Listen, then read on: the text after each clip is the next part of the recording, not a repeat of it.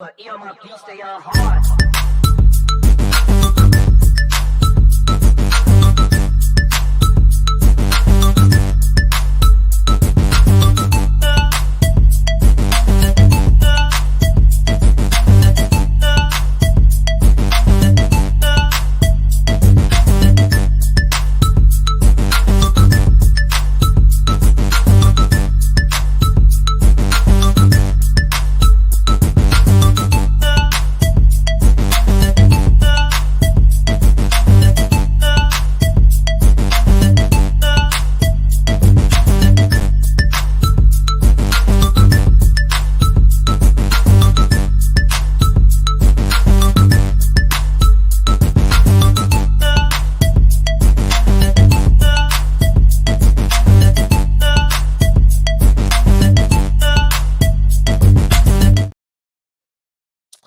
Hello, good evening. Welcome to the BCSN or another live episode of the BCSN SportsWrap. I'm Brian Fulford. That's A.D. Drew. Drew, you know they call the do you know what they call the city of Philadelphia? You know what the nickname or moniker is for that city? City of Brotherly Love. Correct. As I am watching a little bit of this Niners and Eagles game, there is no love for the other side happening right now in this contest. Amazing NFL game happening right now between, I don't know, I guess you could arguably say the two contenders. I mean, I don't know how people feel about the Dallas Cowboys, but, the two contenders in that level. So, hey, another live episode, a championship live show. We're sort of in our normal places, but not where we always are. Of course, if you're watching us on Facebook, whether it be the Black College Sports Network Facebook page or the BCSN SportsWrap page, or maybe you're just watching the stream on Twitter. Matter of fact, Drew, why don't we take a second from our Twitter feeds and make sure to retweet the fact that, the show is streaming, because we are streaming on Twitter, on X, I guess, as it's now called. So I guess we should appropriately say that. And we're streaming from our own BCSN SportsWrap YouTube page, which we don't always use, and maybe we kind of probably need to start doing that, Drew. But we're having some difficulties with the normal JBN, Jericho Broadcast Network's page, and so we're having to sort of stream it by another means. So hopefully you've joined us, you're checking us out, and you recognize. So yeah, I've already retweeted it out. I know it's gone out, and I'm sure folks will find us and jump in, and we'll get going. Drew, I'm exhausted. An unbelievable 24 hours. Has it even been 24? I think no. I'm now into 36 hours now. An unbelievable 36 hours. I'm exhausted. I'm going to be a zombie at work tomorrow. How are you feeling? Ecstatic. I am feeling truly ecstatic. Yes, one of the highest of the highs, being back home in Tallahassee, watching the Rattlers pick up the conference championship. And not only watching the Rattlers pick up their conference championship, but bumping into old college classmates that you hadn't seen in 20, 30 years. I saw that. I saw you run into somebody that it's like you hadn't seen that brother since you probably graduated. You're exactly 100% right. And I'll just tell the backstory. We were getting ready to do the ONG strike zone from the parking garage we'll just leave that one right there. Yep, we will. And in the parking garage, people coming up, people who knew people over there, and somebody was going through and introducing somebody, and and the person I'm talking about, they had their back to me initially. So Hmm. when they turned around, they introduced to Brian, and then it's like we both looked up and saw each other's face at the same time, and Hmm. it's like, "What's up, man?" But one of the people who you used to hang out with when you was in school, but you just over the time just lost connections with it. We weren't good friends. Yeah, We were cool when we was in school, but it wasn't exactly. like like you and I were on another level when we was in school. We used to hang, but it was just one of the brothers is good brother, Yeah. good brother. We worked together while we was in school, and man, I think we talked. How long did me and that brother talk? About 20 minutes, Brian, catching up on life. Yeah, probably. I had there was all kinds of things going on between what was in my hand and what I was eating on, what I was drinking on, the atmosphere around. I mean, I think this was right after we had finished. I think we had finished the pre-show. I think so. Yeah, But we but hadn't gone live. oh, okay. So this was before. This was before. Okay. Yeah, this was before we went live. Okay. And shout out to Kelvin Rosen for setting it out for us with his tailgate with his people. We had a good tailgate. We'll just say it like that. Section O tailgate in the Good house. food. I think I've got Yeah. an unofficial. I've got an unofficial spot where I feel like I'll be doing more pre-shows from over there. Yeah, we would have had the we would have had a different little setup for the pre-show, but we were able to do what we did, and I'm not gonna poo-poo it, but we know what to do in some certain situations going forward, right? Yes. Okay. Ah, We damn. we never get put in that position again. Right. Yeah. Niners just scored again. Debo. It's about to get outrageous now. If you're watching our show, hopefully you got another TV tuned into this Niners Eagles game. It's about to get bananas right now.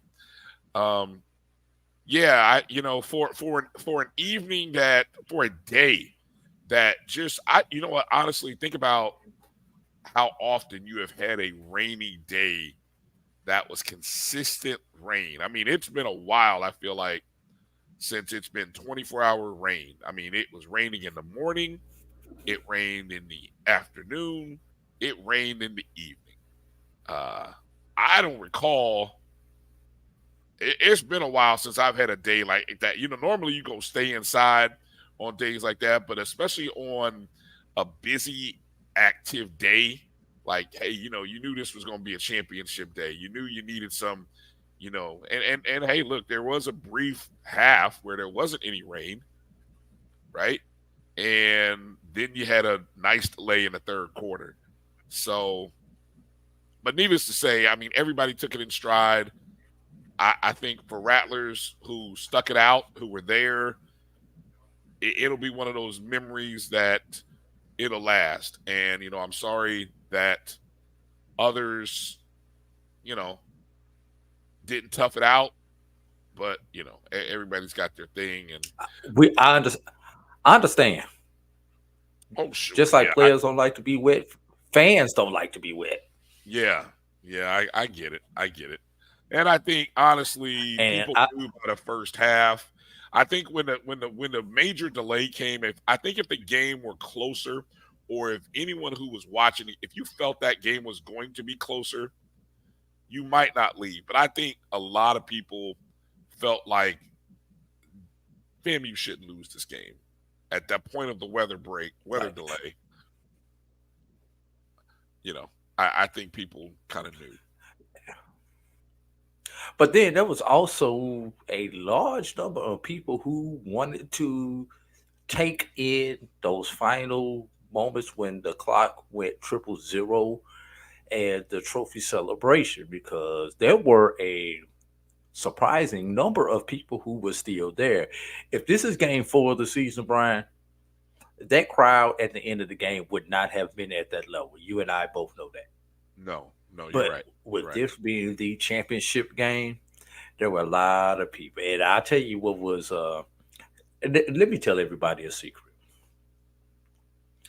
I can't think of one stadium in America that you could take an umbrella inside to. Yeah, they don't do that And anymore. They don't let you do that anymore.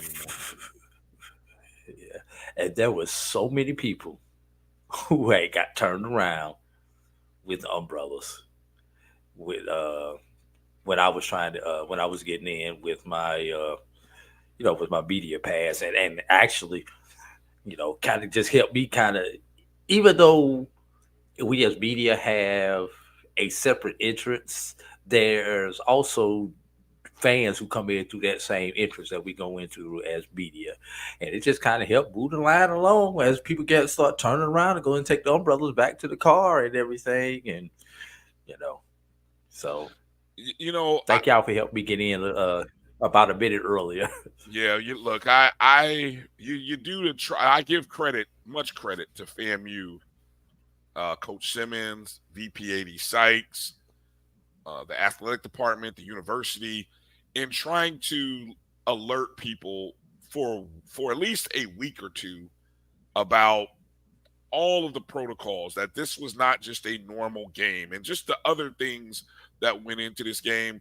You could not have communicated. I mean, you would have really had to have been head in the sand, ears closed, supremely busy, to not really know what was happening in terms of the game day protocols. They were well discussed. So yeah, anybody with those umbrellas and things like that, I mean, those are the people that, maybe when you talk about common sense, it's not common, might apply to them, or people that just or people that you got to say something to like 3 and 4 times at work because they just don't hear it the first time or it comprehends. I just think, time. Yeah, I just think third time. Yeah, I just think there are those kind of people out there, and but most everybody else probably got it. So let's talk about let's talk about the game. Let's talk a little bit about can I get one other game? Can I get one other shout out before we get into the game? Sure. And this was you didn't. Shout out to, I know there was some outside security for the particular game mixed in with the FAMU security, and I know a lot of the security people were from Florida State, worked the Florida State games. Shout out to them for keeping everyone calm and keeping things in order during the 2 rain delays that we had, one pregame, one during the second half, so that people were able to stay calm out the rain and understood being flexible with people if they decide to go back to their car and wait versus waiting underneath the stadium.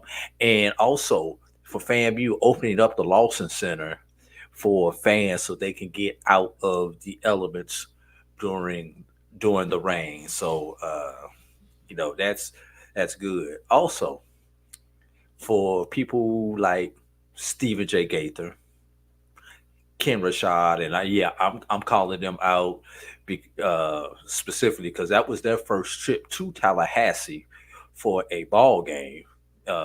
Obviously, members of the HBCU media, and I want to apologize to them on behalf of Florida A&M. Even though we couldn't control it, you did not get to experience a true FAMU home game because of the weather.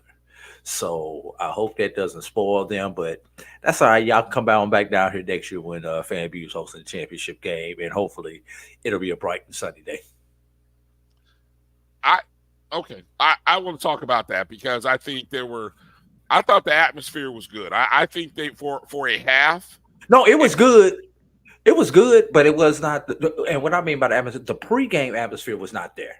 The Oh, okay. pregame was Pregame. obsolete. The Yeah, tailgating it was. and everything else that normally goes on pregame. The the marching in of both bands was kind of like blah because Yeah, just the weather. obviously number one you couldn't time it. Yeah, you Right. couldn't time it due to the weather and everything else. So the normal pregame stuff just was not there that you get not only at a FAMU game but anybody's game in general. So it was what it was. So Yeah, we got and the I dub. That's all wonder. that matters. Yeah. Appreciate you, G Boom, for checking in. G Boom said that rain did G a Boom was there. job on the whole game. I'm curious for those who have attended other SWAC championship games. And I know there was a minute when they were in the Houston NRG stadium, so they didn't have weather to deal with. But in some of those other instances, is this the first SWAC championship game where rain has been a major factor in the atmosphere? And it didn't really, well, I guess you could say it affected the game because there was a delay. So, yeah, that weather has affected. I'm curious, G Boom or anybody else that's gone to previous uh, to other previous SWAC championship games, what they thought. But okay, we'll get to it. I want to break this down in a couple different ways, Drew. While we got a little bit of time, and I mean, I think we can. I mean, obviously, you were there as the working stats. I'm there as media observer guy. So I mean, we got different angles and how we can approach this one. And needless to say, I hate to say it, I missed the first 14 points, Drew. I hate to say it. I was still look the delay in the game. Was you still in the mini Yeah. tailgate? Yes, I was still tailgating, and I missed I did miss the first 14 points. And I mean, but look, I mean, hell, I got there by the middle of the first quarter and we were already up 14-0. Prairie View got the ball to start, and in just 5 plays, we get an interception, and that interception turns around 4 plays later and yields a touchdown for FAMU. Prairie View punts on their next possession, 3 plays, 2 yards, they're out. And FAMU answers right back with another touchdown on a 7-play, 57-yard drive. And just like the first game, Drew, where we talked about what did we say in our analysis all pregame? If FAMU comes out and punches them in the mouth just like the first time, and sure enough, I thought the interception was the first heavy hit. Then you get up 14-0, and you're looking at 7:57 like, damn, we're down 14-0 already. And that had to be a kick in the groin for Prairie View. What did you see in those first 4 possessions? 2 by Prairie View, 2 by FAMU. Well, first of all, I thought it was kind of funny that the first 2 touchdown runs were for 1 yard and 1 yard only. And actually, I think the first 3 touchdowns with FAMU actually came from 1 yard out, if I remember those correctly. But anyway, I saw a team that was well prepared and confident. And Bryan, there's something about weather delays and being at home during a weather delay. Mm-hmm. What do I mean by that? Obviously, you're at home. You've got the largest locker room. You're at home. You've got the most comfortable locker room, familiar surroundings. You've got access to extra nutrition that you're going to need because your schedules are off. extra hydration that you're going to need because your schedules are off. So, you know, so you could tell that initially FAMU was in a lot bigger comfort zone than Prairie View was. And Prairie View looked lethargic, for lack of a better word, was coming out. How many? Let me see. So the game didn't officially start until what time? Was it 4:45? 4:32, I believe. Okay. 4:32. So that was 4:32. Yes. so that was already 30 minutes off the scheduled kickoff of 4. Correct. Right. Yes. Yeah. But the thing was, they stopped the warm-ups with 45 minutes remaining in the warm-ups. Right. Because normally teams come out on the field about an hour before kickoff, yes. and you kind of start going through those pregame stuff. And so, yeah, well, about 15 minutes into that, it got stopped. Correct. And matter of fact, I'll tell you, I never knew there was a weather delay, because I guess they made the announcement for the weather delay while I was on my way up in the elevator to the press box. And I get up to the press box, and I noticed people leaving the field. Well, actually, I think people are off the field by the time I left. I got to the top also by one or two times. So, it was what it was. But now you started stretching, you started going through your pregame routine, you got 15 minutes into it, and now you got to come out and do it again. And then you go through, you get going, and say it takes a bit for the blood to start flowing. Obviously, advantage home team because they're in their familiar atmosphere.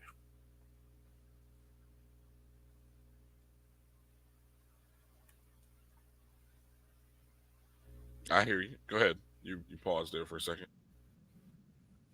Oh no, but going back, FAMU came out hot, ready. So kind of surprised FAMU came out throwing the ball early as much as they did come out throwing the ball. Although the touchdowns were from 1 yard out or via the ground, it's just kind of surprising that it came out throwing the ball. But then I started thinking about it. Bryan. Secondary, Prairie View secondary. We talked about that. Prairie View secondary was their weak point. Yeah, I'm thinking about the weather. But then, Bryan, I was like, let's think about this. FAMU, since the weather has broken and it's not raining at this point, it's just kind of that wet mist in the air. But it would, FAMU's trying to get up as much as they can, right, before weather becomes a factor. Everyone knew that weather was going to come at some point in time during that game. Yeah. So Prairie View's opening drive, Trayvon Conley gets intercepted by Javen Morgan at the FAMU 33. And this is after Trayvon had hit a couple of plus 10-yard passes. I mean, he came out first play from scrimmage, hit a 16-yard pass play. 2 plays later, hits a 10-yarder to his wide receiver. Third, I mean, he had gone 3 for 3 prior to that interception. So, like, all of the mojo of that opening drive from Prairie View just got sucked out of the air. And then for FAMU, on their opening drive, big play came from the Musa to Marcus Riley, 60-yard connection all the way down to the 1 yard line. And then, as you said, Terrell Jennings punched it in from 1 yard out. Prairie View's next possession, the big play, the big penalty after a 7-yard. Well, actually, it started with a 7-yard sack. Then you had a penalty, which pushed them back now to sitting at 2nd and 22. And already you're in a tough spot now. And I think whenever you get pushed back that far, that FAMU defense just goes to they just sit down and start eating. And so they eventually force a punt, which was only a 30-yard punt. So again, Prairie View's punt doesn't really goes almost towards midfield, and now FAMU starting at the 43-yard line. Jennings comes in on the first play, 10-yard run. Musa hits Marcus Riley again, but this time you've got pass interference. So that's a 15-yarder. Musa finds Kamari Young for 6. Another run by Jennings. Then he hits Marcus Riley for 19 yards. And after a couple of no yardage plays, we finally get a 1-yard touchdown run by Musa. And you're up 14-0.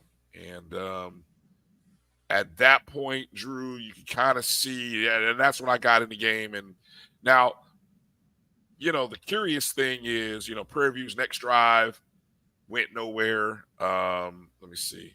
I'm going back to the drive chart here. We had a series of punts. Prairie View punted again 2 more times on their next couple possessions. 5-play series, a 3-play -5-yard series. Although FAMU did score one more time in the beginning of the second quarter, they had a 3-and-out series. And, I think that's the series that the overly trust me, I know who they are, and I listen to them. I get a chuckle at times.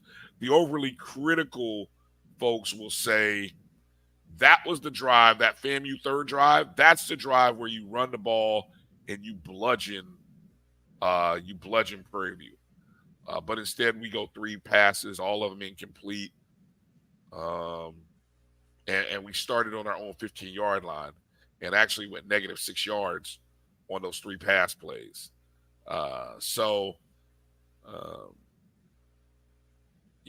More of the same happened in the second quarter.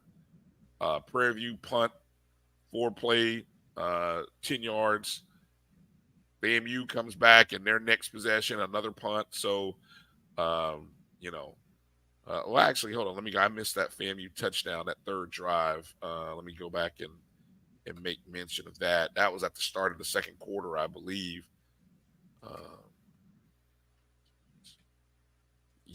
That was the Jaquez Yant 1-yard run.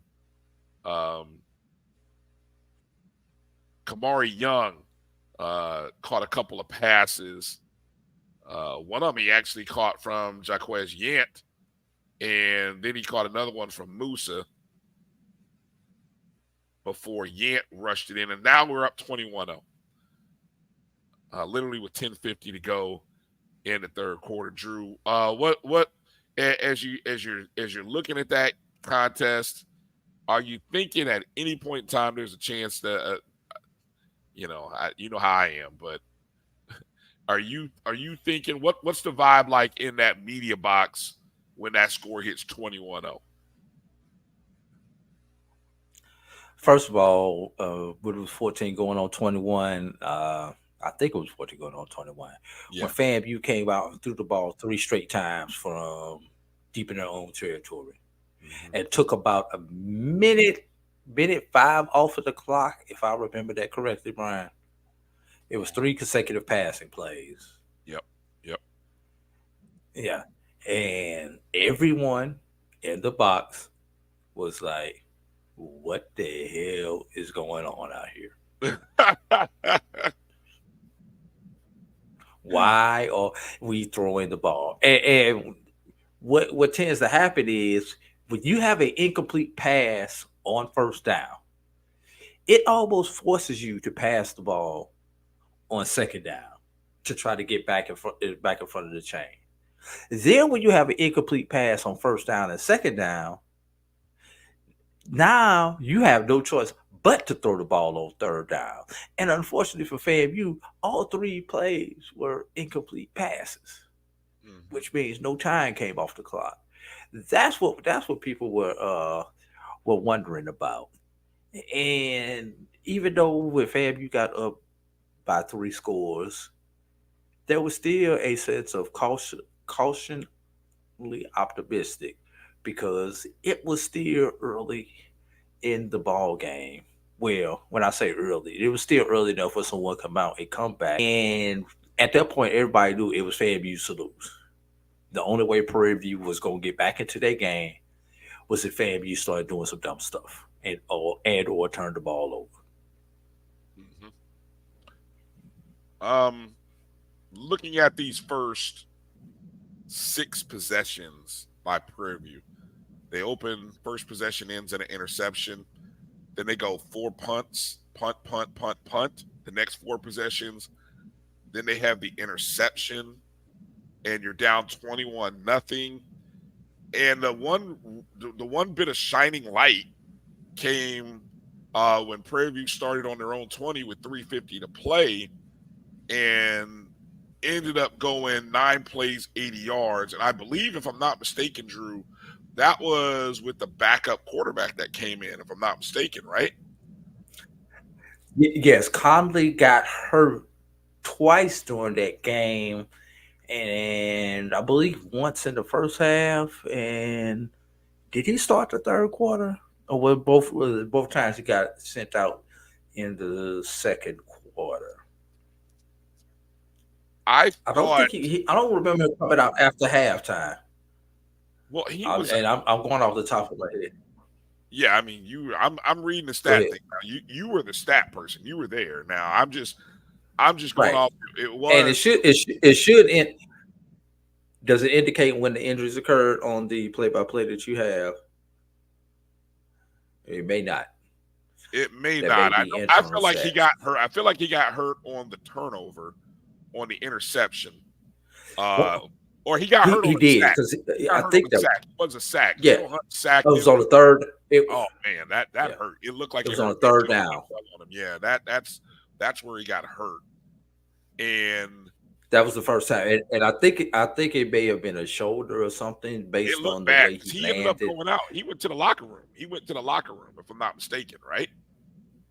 What he went to, I think he went to the tent on that one, Yeah, there was a medical and test. then the Okay, yeah, second time is when he went to the locker room. yeah. I'm seeing it here. 3rd and 8 at the Prairie View 43. Conley sacked for a loss of 8. Injured on the play. Next Prairie View possession. That's when Kenneth Patterson. So actually, Kenneth Patterson is the one who got intercepted by Javen Morgan. That's what happened. Patterson came in on the next drive, and on the second play, he got intercepted by Morgan for Morgan's second interception. Then FAMU Defensive came, MVP. yes, defensive MVP, by the way. FAMU comes back, ends up punting. Conley ends up coming back into the game, and it really threw me off because I thought it was Patterson. In this next drive, the scoring drive, the 9-play, 80-something yard, was actually Conley. I thought it was Conley. still Patterson because I was Yes. watching the way he was throwing the ball, and you could, and there were some passes that Conley just missed. I mean, he was throwing balls in the dirt. I mean, it looked really bad, and this was before he got injured or jumped on by Hunt. And then when I saw him come out in that drive where they scored, I'm like, wow, okay, man, he's slinging it. I mean, I jokingly told somebody, shout out to Brad Gillens, who I was up there with outside. I told Brad, I said, I don't know what kind of shot they gave Conley, but man, that he looked like a whole new person. I mean, damn, I didn't know who he was coming out there in that drive, and he marched PV right down the field. I think they had a big play of about 22 yards in that drive, another one for 16 yards, and they marched right down the field. And again, in 44 seconds, they scored. I think they caught FAMU sleeping. I mean, I honestly, they caught FAMU sleeping. And what do you know? Boom. 21-7 with 38 seconds left. And, that's how the half, you go to the halftime like that, Drew. And I was, needless to say, I felt like FAMU kind of sleepwalk, which is what we've seen FAMU do many a time. FAMU will sleepwalk a little bit on offense once they get comfortable or once they kind of have a lead, and whether it be the play calling or the execution, it's never as sharp as it should be. But hey, look, you're up 21-7. You think, I thought that was just a bad. FAMU gets the ball to start the second half, and I know there was some jawing going on there at the end of the half.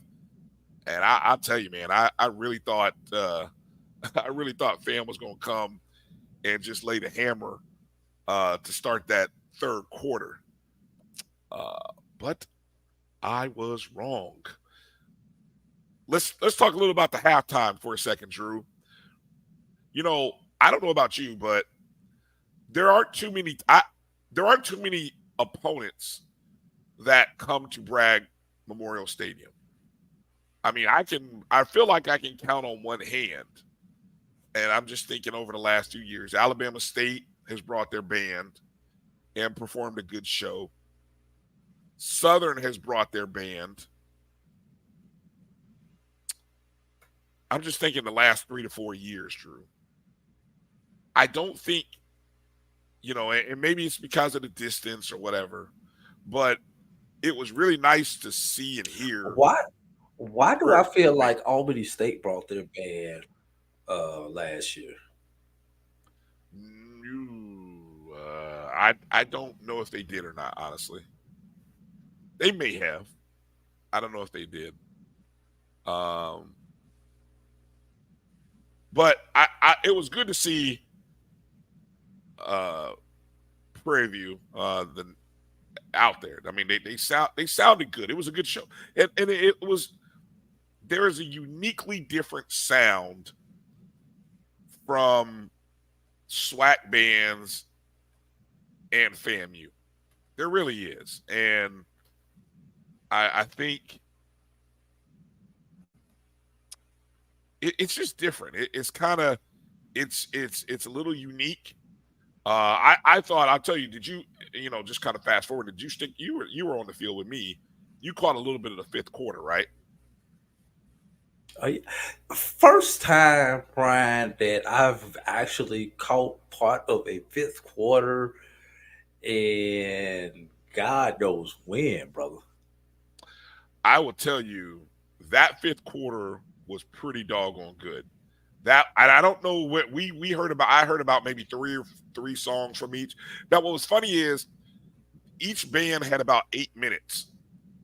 So you had, I talked to Joe at halftime. At halftime, Joe Bullard told me that the FAMU performance was going to be 8 minutes, and probably that's what they had to do, because I think the halftime was slated for 20 minutes. So they actually gave, and it was. Okay, it was. They gave, so that was pretty interesting.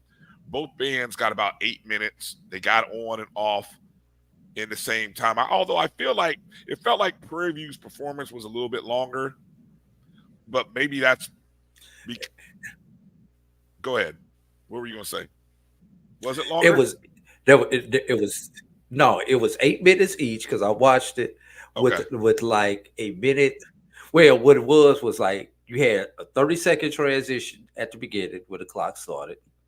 Right. And then you had like another 30-second transition in the middle, because with 3 minutes to go, both bands were off the field and the players were out there warming up. That's a lot rare. of times. That's rare. Yeah, I was going to say, a lot of times you see the players warming up in the end zone while the band is coming off the field, or the band is finishing up their performance. Those players, both teams were on the field at the 3 minute mark, like they are supposed to be. We just don't enforce it. Yeah. Well, I enjoyed the show.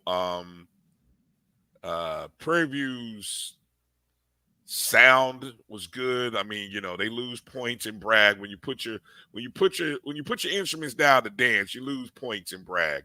So, that was the only thing they did that it was like, oh, you put your instruments down. Oh, shame, tisk tisk. But I thought, and Joe Bullard took advantage of it. Oh, he did. You knew he would. I knew he would. Classic, man. And I thought the dance team, their dance team, look, hey, Prairie View, dance team, flag corps, nice job, Prairie View. Great work. Very underrated from what I've seen in the SWAC. And like I said, I've only watched a few shows, but that was pretty good. I'd love to hear what bandheads thought of that performance. And the Marching 100 gave a good show. That was a pretty good 8-minute show. They got in, out, hit the marks.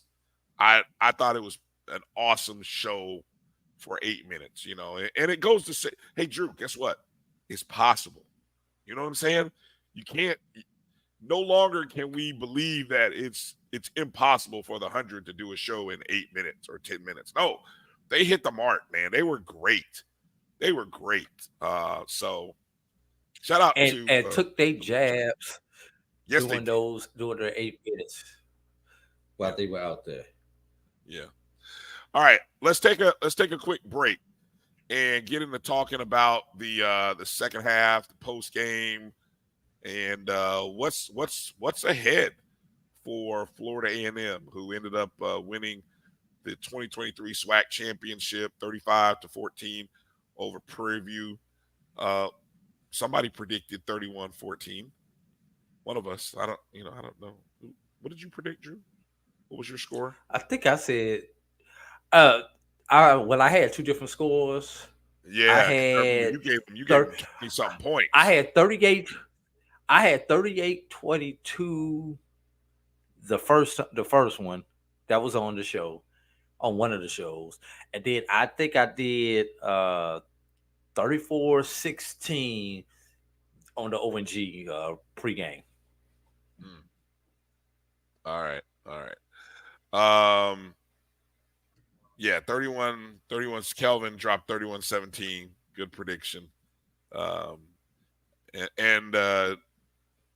I'll get into a couple other things here in a second. Let's take a short little break. Grab some water. My voice I'm still recovering. So let's take a short little break. Come back right after this. You're watching the BCSN SportsWrap right here on the Black College Sports Network. We'll be back in just a moment. Supermarket sushi, really? No. Wait, Troy, you work here? I'm never not working. Like Head & Shoulders Scalp Shield technology, up to 100% dandruff protection, even between washes. Never not working, huh? Oh, Troy, you're such a good teacher. Yeah, I know. Never not working. Never not working. Never, ever not working. Are you serious? Never not working. Dandruff protection that's never not working. Head & Shoulders Scalp Shield technology. It's never too early to plant the seed, to share the tradition, and instill a sense of pride in your HBCU with your little ones. HBCU Pride and Joy Children's Boutique helps you share your school spirit with a wide selection of adorable kids' apparel and accessories officially licensed from your favorite HBCU. Visit hbcupridejoy.com and follow us on all social media at HBCU Pride Joy on Facebook and Twitter. This is Brian Fulford. A.D. Drew and I are co-hosts of the BCSN SportsWrap. We talk about all things related to HBCU athletics. From the games, teams, coaches, and fan interest stories, we cover it all. You can find our shows on Facebook at BCSN SportsWrap, YouTube at MyJBN Online, and everywhere you listen to podcasts like Anchor, Spotify, Google, and Apple Podcasts. You can also find the show on the Jericho Broadcast Network's app. Make sure to download. We look forward to you joining the conversation and being a part of the show. You're looking for the latest information on Southern University sports, the Southwestern Athletic Conference, and HBCU athletics. There's only one place to go. Tune in to the Carlos Brown Show, exclusively on the Black College Sports Network. All right. Well, we're back. Hardcore, hard intro, Drew. I missed the bumper, so sorry. glad you weren't doing anything extra in between segments there. So, all right. Again, appreciate you. I know a couple people are asking, just in case you wondered, we are, of course, on our own YouTube page, having some issues with the Jericho Broadcast Network's YouTube page where we normally stream from. And of course, Facebook. That's why we always say what, Drew? Follow us on Facebook, Twitter, Instagram at MyBCSN1, the number one. You'll always get the notifications when we go live, and in the event of something like this, you can always catch up and find us. So I appreciate those of you who have found us and are in the chat room live. Edwin Moore, Theron Waters, my guy Kelvin Rozier jumping in there, G-Boom, Jimmy Mack, Lennon Blow, James Austin, John Taylor, anybody else I missed earlier, A&T Roy, appreciate it. Fangs Up, Keith jumping in there, James Austin for coming in. Appreciate you. Celebration Bowl is now set. FAMU or Howard and FAMU in Atlanta. The Rattlers returned to Atlanta for the first time in how long has it been, Drew, since the Rattlers played in the A? It's been about a decade, at least. I want to say 14 when they were in the MEAC SWAC Challenge. Wow. But that wasn't in the Dome. I'm talking about when they played in either what was formerly the Georgia Dome or the new this might be their first game in the Mercedes-Benz Stadium. This will be their first game in the Benz. And yeah. I really want to say John last says game in that was in what would that was MEAC SWAC Challenge. Was that was not in Atlanta? I'll take that back. No, I don't think that was in Atlanta. I think that was in Orlando. That was Birmingham, Orlando or Birmingham. One of those two. Yep. Yeah, but John said, John, who did FAMU play? I gotta go back and do some history. Who did FAMU play in 2014? The last time was that one of the Southern or TSU games? Usually that's who traditionally we had been playing. Right in those matchups. All right, so we'll get to that in a second. We're going to get into talking about the second half here. Let's go ahead and bring in our coach, our normal time that we get a chance to talk to Coach Farasi Norman. I see he's in the waiting room, so let's go ahead and pull up Coach, and we can talk with him on the second half as we get into talking about this SWAC championship game. Coach Farasi, how you doing, my man? Hey, brothers, man, where y'all been? I thought y'all was trying to leave me. I'm walking all over. I'm on Facebook. I'm on X. I'm like, hey, y'all seen Bryan and A.D? They're like, Coach, they over there. So I run over there. Hey, y'all seen Bryan and A.D? Coach, they over there. So I run over there. I'm like, oh, they know I wait on Sunday. It's supposed to be the band day. So I got to rehearse by myself. So I was just over there doing my doo-wops. Hold on. Wait, hold on, Elijah. I'm a little thirsty. I'm a little parched. Let me get it right. Everything like that. But so I was glad when they said, hey, come on in, because I love to party. What's happening? How y'all doing? Coach, you see, this is why you're not listening to when we tell people follow us on Facebook, Twitter, or X and Instagram. You got to follow us in all these places. You got to make sure you're following us. Now, I know you may not have all these social media outlets, but you got to at least be following us on X, Coach. You got to make sure you're following us on X. Come on now. Hey, I apologize. You know what I'm saying? But like I said, I'm glad I found y'all.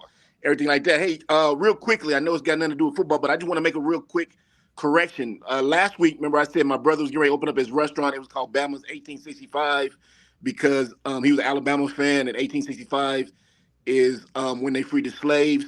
Okay, well, we opened it up. Well, I should say we, although I did invest a couple dollars. We opened up on Thursday, had about 300 people show up. It was a good event. I was very proud of my little brother. He's making big strides, everything like that. But he calls it Bama's because, come to find out, he gave the speech in front of everybody. My great-great-grandfather was born in Alabama. 1865 is the year he was born. Wow. I was like, so I was sitting there, first thing I thought about you guys, I'm like, oh, wow, somebody hears it like, Coach Norman, he lied. So I said, let me get out there and clear that up real quickly. And then from Alabama, he traveled somehow, I don't know way, but you know how they did back then. They traveled to Oklahoma, where he met my great-great-grandmother. And from there, my family tree started. And from there, you know, we all blossomed to where we came to. Now, we're not from Oklahoma. We're from a small little country town called Hobbs, New Mexico, southern part of New Mexico. Hobbs is known for basketball. They had one of the best basketball high school coaches named Ralph Tasker. He had over 1,000 wins, everything like that. My cousin, I've had 3 or 4 cousins play basketball for him. My little nephew plays basketball now. From football, he went to basketball. Hobbs is a basketball town, boys and girls. My cousin Ronald Ross, he played for Bobby Knight at Texas Tech. He won the under 6 feet award. He played like 15 years overseas. He's now the coach. He's now the coach back at Hobbs High. His sister, my cousin Adrian Ross, played at TCU. I think she's like second in all-time assists. They were very good basketball players. She played overseas up until last year. They both just retired last year. Adrian's in Dallas now. She's coaching and teaching at a middle school. Like say, Lil Ron's back in Hobbs. But that's what Hobbs is really known for. In '82, my mom moved us up here to Albuquerque. It's where me, my brother, sisters, we were raised up here. But that's the true story of the family. And I was just like, wow. Then my Uncle Michael, he came in. That's my grandma's only son, my mom's only brother. He came into town for the event. And they started talking family history. And like I say, I'm a sponge. I thought I knew my family history. Really, I did. I mean, if you asked me about my family, I could tell you, hey, man, my mother and my uncle told me some stuff. I had to stop eating and wipe my mouth because I was like, wow, I didn't know this. I was like, hey, I didn't know this. Yeah, I didn't know this. My uncle just looking at me smiling like, it's a lot of you don't know, nephew. I'm like, I didn't know this. They told me a bunch of stuff that I didn't know. I was like, so wow. who in your family is documenting this stuff? Because I'm curious, even because obviously these stories are passed down from generation to generation, right? And soon the the primary storytellers won't be around, and it'll be up to us in our own individual family, or maybe a sibling or cousin. Somebody will have to take over. But I always wonder, has somebody documented this? Whether it be, are you writing it down somewhere? Are you maybe using a recording? So it's just a question that came to mind. I think in my family, it's just word to word. You know, you get around and you start saying, oh, I knew this, I knew that. Well, did you know this? Did you? Because like I say, we was at the dinner table eating. But my mom just turned 73 on December 1st. That's the day we opened up the restaurant. Oh, congratulations. Uncle's 71. Thank you. Okay. And but my sister Denise is 46. She's getting married this summer. She's the one who really tries to keep everybody intact. So she'll call my uncle and she calls the older generation that's up there at 75, 83. She calls them and gets the knowledge, and she writes everything down in a book. So she's the one who holds the book and the keys to the family's history, everything like that. You know, I just go off what I know in my 51 years. But like I say, for about 20 minutes, they enlightened me, and I was like, wow. And I kept saying, I didn't know that. My uncle looked on me, you know, he's a big old heavy-set brother, and he looked at me like, like, nephew, a lot you don't know. And I'm like, yes, sir. Yes, sir. The things you don't know, for us. Yeah, really, huh? The things I don't know. Hey, what that name of that song say? The things that make you go, okay. Yeah. So anyway, hey, all right. So let me say congratulations to you guys on your win. Very, very impressive. And I got no doubt you guys will take care of business. I'm pretty sure Howard was short to play, but congratulations on you two and the Rattler Nation, Coach Simmons, and everybody like that. Good to see you guys make it forward. And like I say, at least now we still have 2 black teams. We as black folks can cheer for which side you on. I don't have a dog in the fight, so I'm just hoping for a good game. Mm-hmm. We were breaking down the first half. I heard that. Going into the second half. What were your impressions of the first half? In a championship game, obviously weather and delays were a big part of this game. But were you a little surprised? Did it catch you off guard seeing FAMU jump out to a 21-0 lead, or did you kind of think that's how it might go? No, I didn't see that happening at all. The biggest thing to me was the weather. I remember last week we were on the show, people kept saying, you know, make sure you bring your rain jackets, everything like that. I didn't know, you know, I lived in Hawaii for 5 years, so that rain looked like, I was telling A.D. earlier, I was like, man, that reminded me of being back in Hawaii. It was coming down out there. So as an O-line coach, I started thinking about the big fellas, like, wow, make sure we get our grip, make sure we don't keep our feet up, make sure we're on the ground, things like that. So when you jumped out 21-0, I'm mostly focused on O-line. I don't really watch anything else like it's like a big run. But I saw some good movement by the O-lineman, some good, dry blocking. I think he scored 4 touchdowns on the ground, 1 in the air. So I'm going to say that they did a good job, both sides. I did see a sack. I heard you guys talk about when the guy got sacked and he hurt his shoulder. That was a big brother that fell on that little guy. He's not very good, that quarterback. So when he hurt his shoulder, he went out. He did come back in, though. He did come back in for a series, and then he left. Then the other quarterback came in. Remember, that's when he threw that pick right away. And I was thinking, wow, you threw it right to the guy. He's got on a bright orange jersey. But not to downplay that brother. He's a good athlete. I saw him make some good runs. I mean, without even O-line help. I mean, I saw him shaking a couple guys and make some good runs. So he's a good runner. I think during the offseason, Bubba McDowell, the offensive coaches, got to get with him to work on his mechanics throwing. He's got a strong arm because his second pick, he threw 40, 50 yards downfield to the free safety. I'm thinking, once again, that guy's got on the orange jersey, brother. But that just shows you how strong his arm is. So they work on his mechanics. I think he may be the inherent quarterback for next season. He's a good athlete. He's got a strong arm. He's got to work on his mechanics. But very surprised that you guys jumped out on him the way you did, because I was thinking that I'm just thinking it was going to be a better game at halftime because of the weather. I'm thinking a 7-7, 7-3, something like that. When you guys came out 21-0, I'm thinking, okay, FAMU's making a statement. Hey, we're not playing. We're not playing. We're here for business. And so I was like, wow. And then, of course, right before halftime, I think the little running back, he broke like a little 8-yard run. He's a big back, nice sized brother, probably 225, 230. He got like a little 8-yard run to make it 21-7 at halftime, if not mistaken. And then we flip over to the second half. And then right in the middle of the third, I think he broke like a 33, 35-yarder. It was a nice little run. He broke like nice little run on you, which made it 14-21. And then after that, you guys scored. Let me see what it moves. I think you scored 2 more times on the ground. Yeah, he threw the ball to what's raining. Let me talk. Let me reset it here. So because you're on point there. The key point was FAMU opened with the ball to start the third quarter. Mm-hmm. And 7-play drive that we got all the way to the 24-yard line, and I was really impressed that that's how we opened the quarter. Problem was what would turn out to be 24 is a 41-yard field goal attempt. Yeah, I was gonna say you missed your field goal. And actually, that field goal was partially blocked.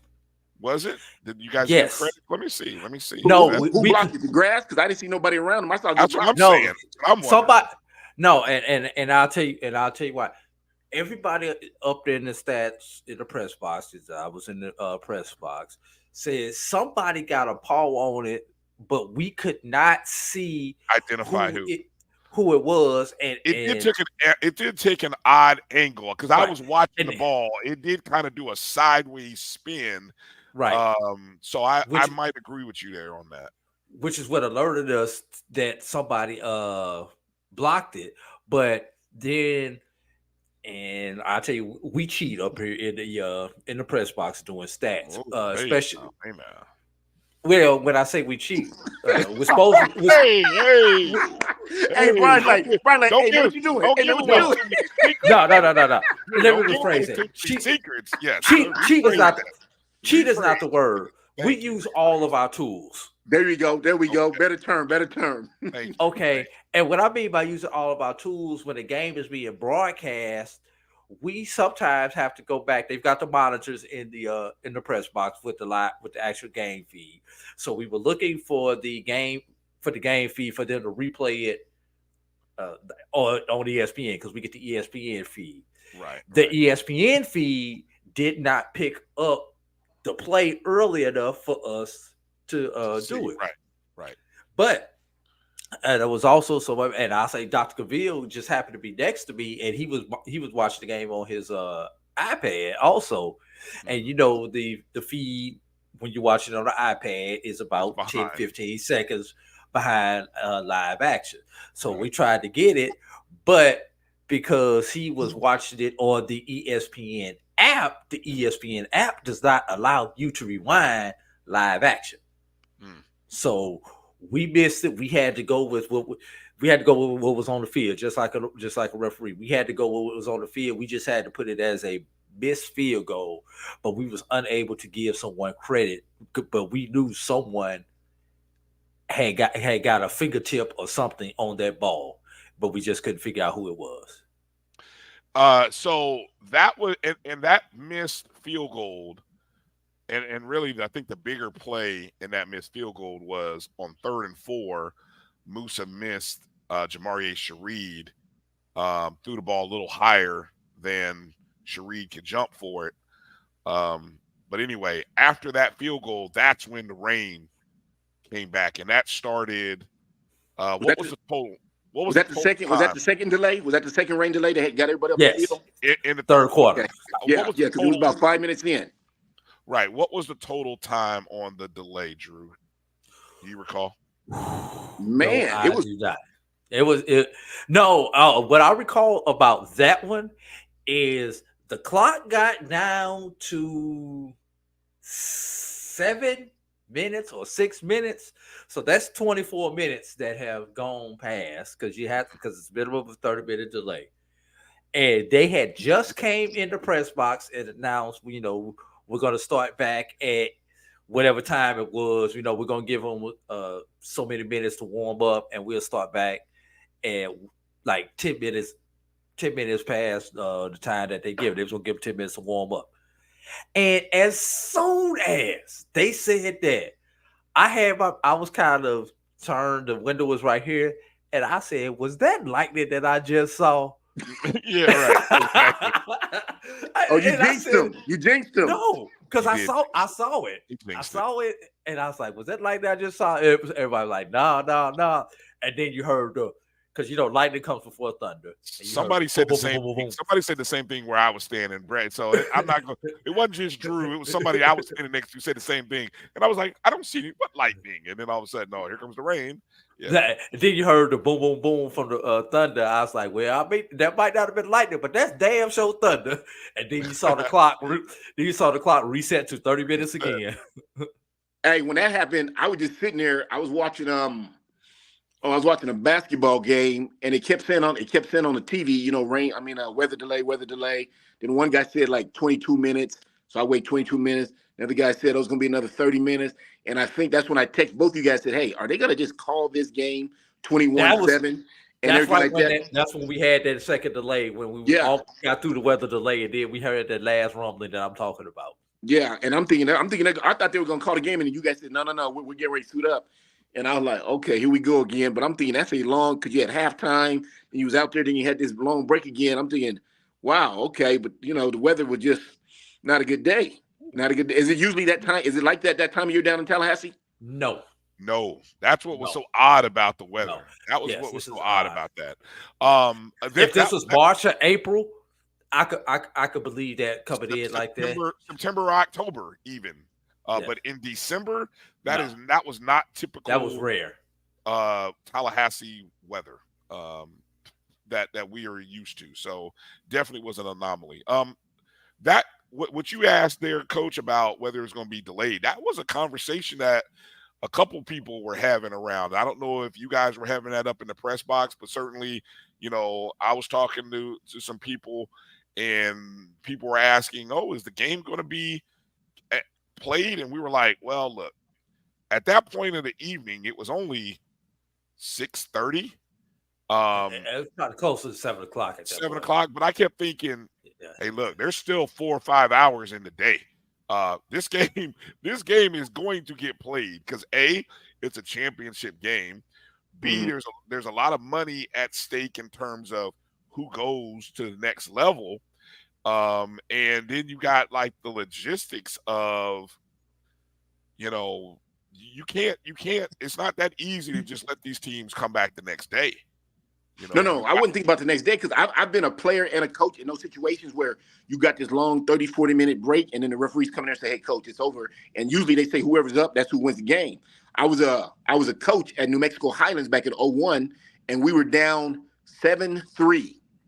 And rain just came out of nowhere for about 40 minutes. Ref came in there, and I was sitting right there, and he told the coach, like, hey, coach, we're just going to call it because we don't see this clearing up. Check this out, fellas. By the time we got undressed and got ready to get to the parking lot, here comes the rain stops, and here comes the sun. We're talking about 15. Oh, that's brutal. Yeah. Hey, I ran back in and said, coach, hey, can you go get the ref? He's like, coach, it's done. And then my last game, November 1996 at Langston, we were playing Tahlequah, that's Southeast Oklahoma. The score was 14-10. Them.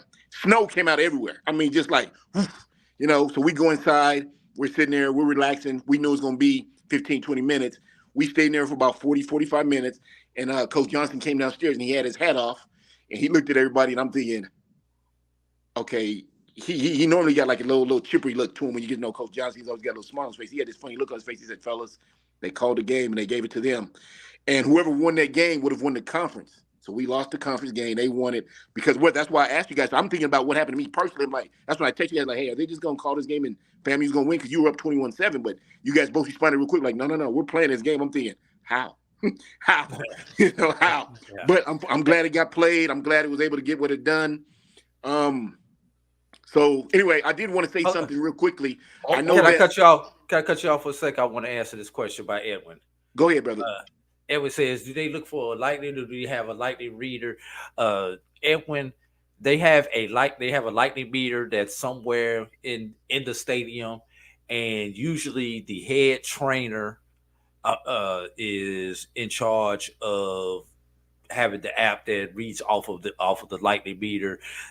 Usually more than one person may have it, but definitely the head trainer and someone from game operations usually has the app on the phone that reads back to the lightning meter that they have. And if it's a strike within 8 miles of where you are at, 30 minutes. That's why the delay in the third quarter, there was no visible lightning at that point, but they cleared the field because obviously the meter went off and it was within 8 miles. Now that last lightning strike, everybody saw that one. So, but is 8 miles the NCAA standard? Yes, that's standard. Okay, because I've heard shorter ranges, and I don't know if it was maybe high school or something. You know, I've heard like 3 or 5 miles. So I don't know if there's a universal. That's collegiate standard. That's NCAA and NAIA. Standard. I don't think 8 miles is the high school standard. I think it's a lot of time high school is visual. No. I mean, most high schools have a lightning alarm that whenever it's within a certain radius. But that's why I said it's shorter. It's shorter than 8 miles. Yeah. Right. Yeah. All right. Before we get back into the second half, Coach, what was your comment you were gonna add in there? Oh, I was gonna say that I was very impressed with your run game. I know all year long your quarterback, of course, he was the SWAC Player of the Year. Congratulations to that young man, everything like that. But I thought he lived off his golden arm in those talented receivers. But you guys was able to go 3 deep. I'm thinking, wow. I knew Grambling and South Carolina State were the only teams that I saw this year that could go 3 deep and not miss a beat. But yesterday, you guys went 3 deep and ran that ball very well. Now, East-West wasn't very good for either team because it's slippery in the grass. But when you ran down south, north-south, you did a great job. And I was just thinking, wow, I didn't know FAMU because, even the coach had a sweatshirt that said shotgun. We all know he loves to show shotgun and throw it.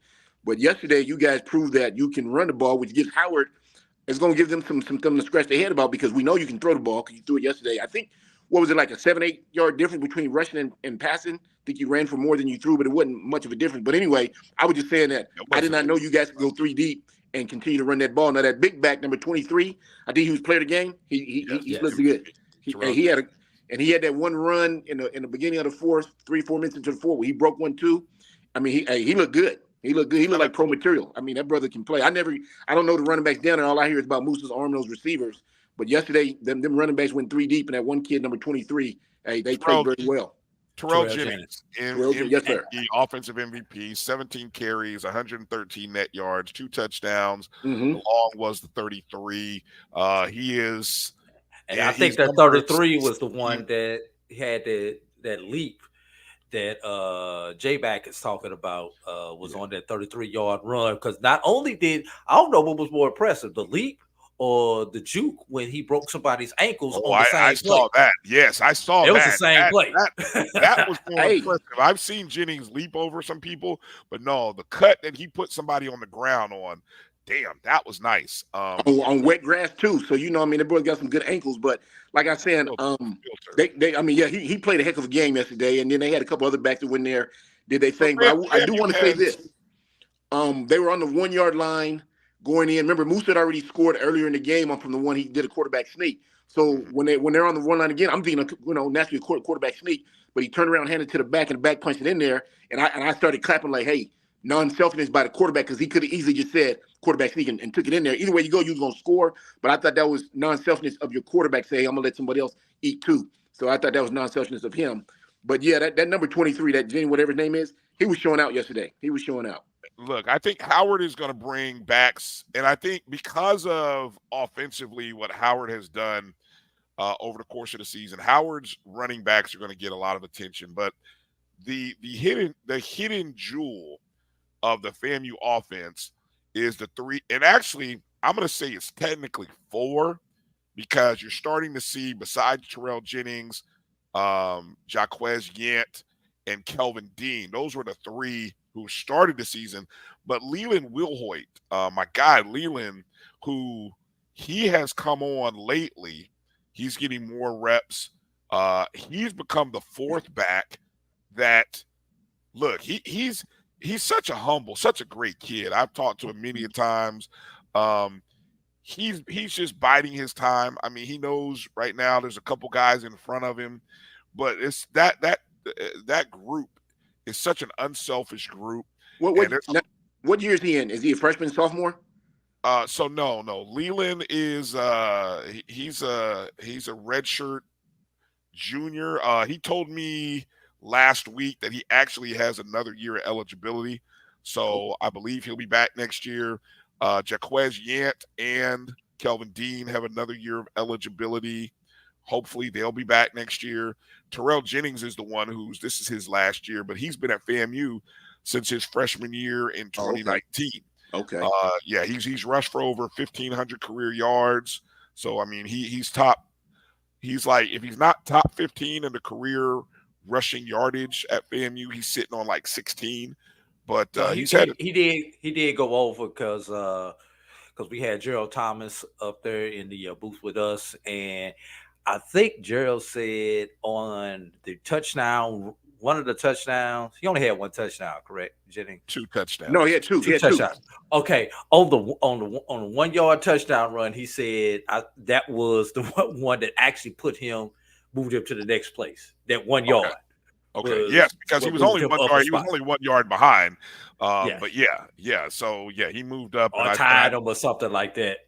He's clearly into like the 16th all time, and I think there's a distance between 15 and 16. But Jennings, I don't think he did play. Actually, Edwin, he did play in the Southern game, but sometimes the rotation is. Guys get they'll get a series. That's the thing. When you have 3 good backs, like Coach Simmons will go one guy for one drive, the second guy for the next drive, and then the third guy. And they'll sort of rotate that way unless somebody's been out there for a long time. He's hot. Or they're tired.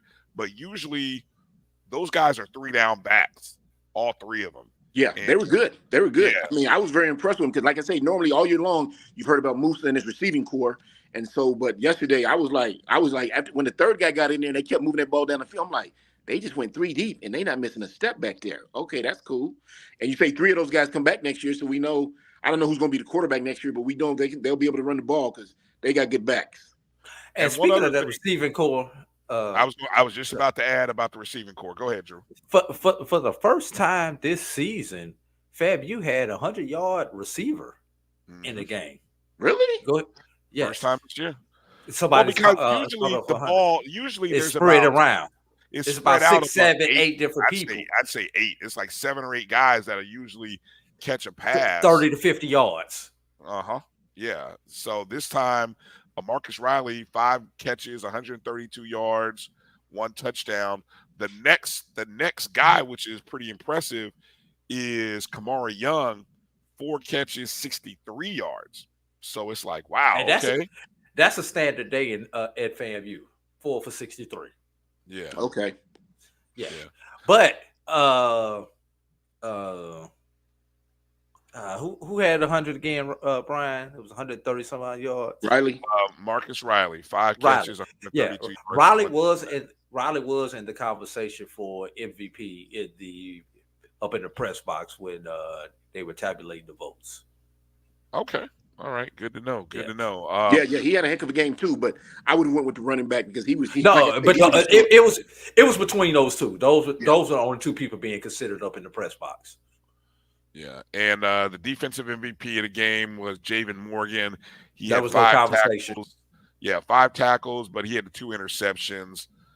We had 3 in total in the game, but Javen, I think that's the second consecutive game I've seen us get 2 interceptions from one person. I think Eric Smith got 2 against Bethune 2 weeks ago, and he was the defensive MVP of the Florida Classic on that. Yeah. So, all right, Coach. We'll Drew and I will finish talking a little bit about the close of this game and the post game stuff. But let me spin it forward for you and ask you your initial thoughts. Howard, FAMU, Celebration Bowl, theoretically Black College National Championship on the line. But what's your thoughts on that game? Your initial thoughts? I've watched FAM play 2-3 times this year because, like I said, this was the first time I really saw them go 3 deep. I knew about Moose and those receivers.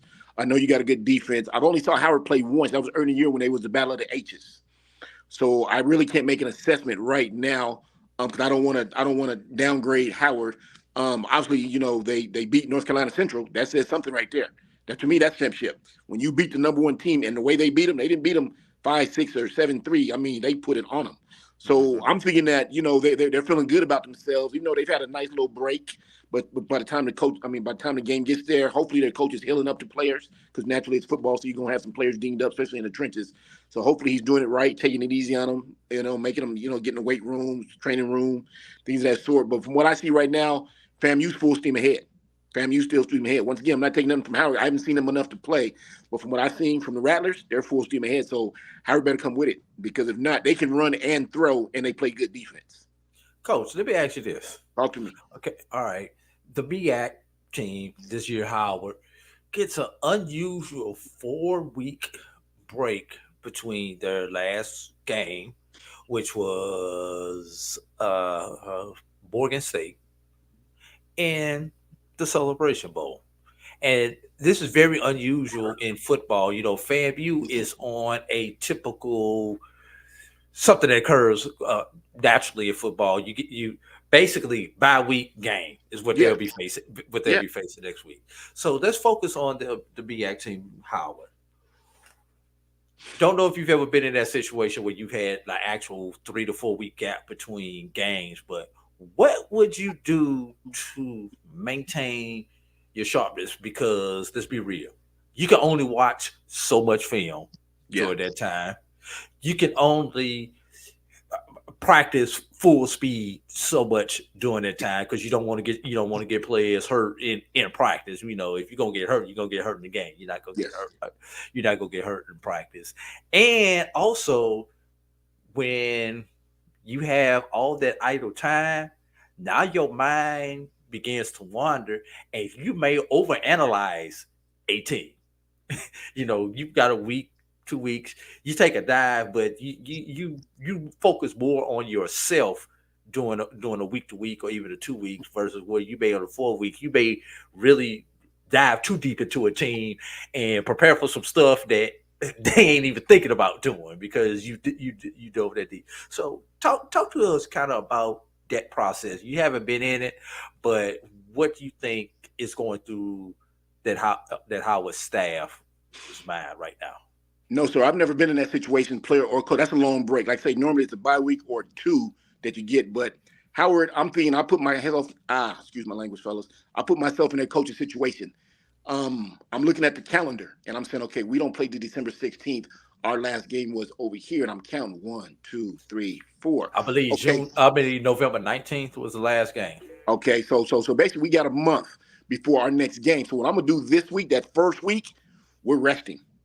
I mean, we're gonna hit the weight lightly. Academics. Working on academics, but I'm just talking about football-wise. I'm gonna make sure everyone's in the training room. I'm gonna make sure everyone's watching film. I'm gonna require everybody to watch 2 hours of film because we don't know who we're gonna play yet. So we're watching us.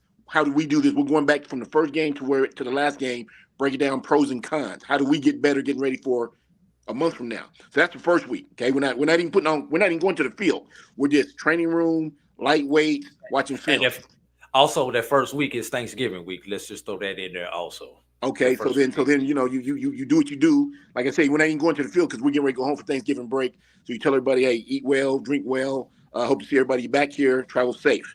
So you get back, and once again, you're still looking at the calendar, and you're still saying, God, we still got what, 3 weeks? So same thing. We're not even going to the field yet. Now we're in the weight room. We're in the training room. We're still watching film because we still don't know who we're going to play. We're working on ourselves. What do we do correctly? What do we do wrong? Watching film, breaking down. We're not yelling. We're not screaming. We're not pointing fingers. The third week going in, now we know we either going to play FAMU or Prairie View. So we start watching a little bit of each. Not a whole lot because you don't want to just lock in on Prairie View. But by the third week, you actually know your opponent because this is that week coming up. This is the third week right here. So they know their opponents. Just spit it forward from there. Okay, so now we know who we're playing because we all got together yesterday in the lounge and we saw the game. So now we know we're playing FAMU. So it's my job as a head coach and assistant. We're going to go that game and 3 games back. Starting Monday, we're breaking it down. Everybody's required to watch 2 hours of film, offense, defense, special teams. I'm going to give tests and I'm going to give quizzes. Now, we're going back to the field, but we're only going helmets and shoulder pads. We're not putting on the bottoms. We're not hitting. Okay, defense, we're working on pursuit drills, backpedaling, scooping and scoring, rushing the quarterback, but we're just getting there breaking down, kind of like being back in camp. We're not touching anybody. Offensively, what we call it perfect plays, where it's mashing quarterback, running backs, throwing it to the ball to receivers getting off the line. The only ones who's probably going to have a little contact will be the guys in the trenches. I want to make sure my hands and my thumbs are upright. I want to make sure the defense get their thumbs across, can come across. So they may have a little contact, but not much. That's getting to the week because how does the Celebration Bowl work? I mean, the game is set on a Saturday. Do they have to be there like 3 days before or 2 days before? Usually Wednesday. I believe Wednesday is the travel. I believe Wednesday is the travel day. Okay, so that Monday, Tuesday is, once again, we haven't even put on the bottoms. I'm not even worried about bottoms, okay? Not even worried about bottoms, making sure my team is healthy, my team is strong, making sure they understand what FAMU's doing. And once again, I'm quizzing everybody as the head coach. Offense, meet me in the meeting room at 3. We're taking a test. We're taking a quiz. And if you failed it, we're going outside. We got up, downs, and bear crawls because you're not focused. We've had a long time to get ready. Now we know who we're playing. Next, defense up. Hey, defense, now I'm giving them a quiz. What are they doing offense? Pro set, what are we calling out? Twins right, twins left, strong right. I mean, talk to me. Tell me how we're stopping these guys because they got a good quarterback. They got receiver. And as the last game, we saw they can go 3 deep, fellas. So they're going to try to run the ball on us. They're going to try to pound us. So we're not just going to come out and 7-8 man front you. We're going to give you a little something to work with. But I'm making sure my boys are tested, quizzed, and we're healthy and we're strong. Traveling to that Wednesday, we get there. You meet the media, you celebrate, your parents, everybody hugging, kissing, all that. But we're going to get in the back parking lot. We're going to get a walkthrough. I don't know if that's legal or not, but I don't care. Kind of like you said, we cheating. Hey, I'm looking like this. You're using your tools, coach. Thank you. I'm sure you can get a ballroom somewhere in the hotel where you don't have to. But I know in the past they've used Georgia Tech's facility as the indoor practice facility for both teams, allowing time for both teams to be in that facility as their their practice facility. Yes, sir. Atlanta. But like I say, just to sum it all up, resting those first couple weeks, making sure you're getting everybody healthy, ankles, knees, because, it's been a long season. We're going all the way back to July till now. So it's been a long season. So you want to try to rest up as many people as possible, make sure everybody's healthy, make sure offensively you know what you're doing. You're running your plays. You got your perfect plays down. Defensively, we understand they come out in a single back, 2 back, 2 tight ends. We're not just going to focus on Musa because we know they can hurt us 3 deep with this running back, but they got these 3 receivers too. So we got to make sure we're calling out strong right, strong left, doubles, twins, whatever their defensive front is calling. So by the time we get to Atlanta, we're comfortable, we're healthy, we're strong, and we're comfortable. So that's how you take that the week by week. But no, you do not go put on the pads. You do not go hit. It ain't fall camp or nothing like that because you're wasting time and you're gonna take the fun out of what we've earned. Because basically we're hitting each other for a month before we play again. That's not cool. And then we don't even know who we're playing yet. So you just helmet, shoulder padded, or just helmets, jerseys, and you just take it lightly. You already know they can play, they can hit. If you can hit by now, something's wrong. But you want to make sure they understand what FAMU's doing mentally. Because I tell people the game is 90% mental. You know, the game is 90% mental. Make sure you understand what you're doing. Physical part comes with it. You know, I can yell and scream and make you go hit somebody. Right now, I can make you run through that wall and hit Bryan, or Bryan hit you. I mean, that's just me as a coach. But do you understand what we're doing to win? This is a special thing. And not only that, I heard I was watching another podcast the other day, and they said that Vice President's going to be there. Vice President's going to be there. Taraji P. Henson's going to be there. Diddy's going to be there. I mean, they got all these. I don't know about Diddy. Diddy's kind of. I don't know if Diddy want to show up this time. He may not show up. He may not want to show up. He gave $1 million. He got his shine doing a challenge. He's going to want to show his face. He gave $1 million to Jackson State. I don't know if I'm sure he gave $1 million to Howard, but Diddy's dealing with some PR issues right now. He may not want to show up. Oh, okay. Well, I'm just saying that's just. No, I mean, I figured he want to be there, especially if you get somebody that kind of money. You want to show him, you know, sign a couple autographs and show, hey, this is my school. But we know that supposedly Howard may be like, hey, Diddy, you know, right now you're a little toxic. We love you though, but right now we good. Hey, you can't give the money. Just send it to one of your foundations or send it to somebody's foundation if you really want to give it to us. But we can't have your name on that check. Yeah, I got you. But anyway, AD, that's how you go through that month. It's real lightly, real smooth, taking it easy. You're working, but you're not straining nobody. You're not straining nobody. The biggest thing is mental, watching film. You know, go watch yourself for the first couple weeks till you find out who you're playing. Then now we know we got FAM. So all this week is about FAM. And I'm requiring all my players to watch 2 hours of film every week. On top of school getting ready to come out, Christmas breaks around the corner, but we still want it. This is another class. Want to make sure, because I'm going to quiz, not my assistant, me, Coach Norman. I'm going to test and quiz my players. And if you don't score at least a 90, we're going to the football field. You'll be some up, downs, and bear cross, because that tells me you're not focused. And if you're not too focused, I might just leave your butt here. Hey, you know something?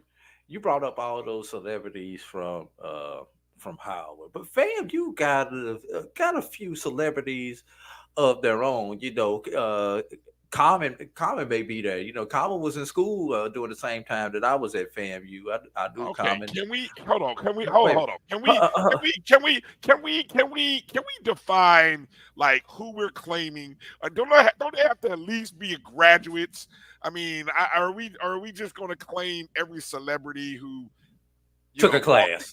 Took a class. I mean, now I'm not being critical of Common. Well, Common got a reason for not graduating.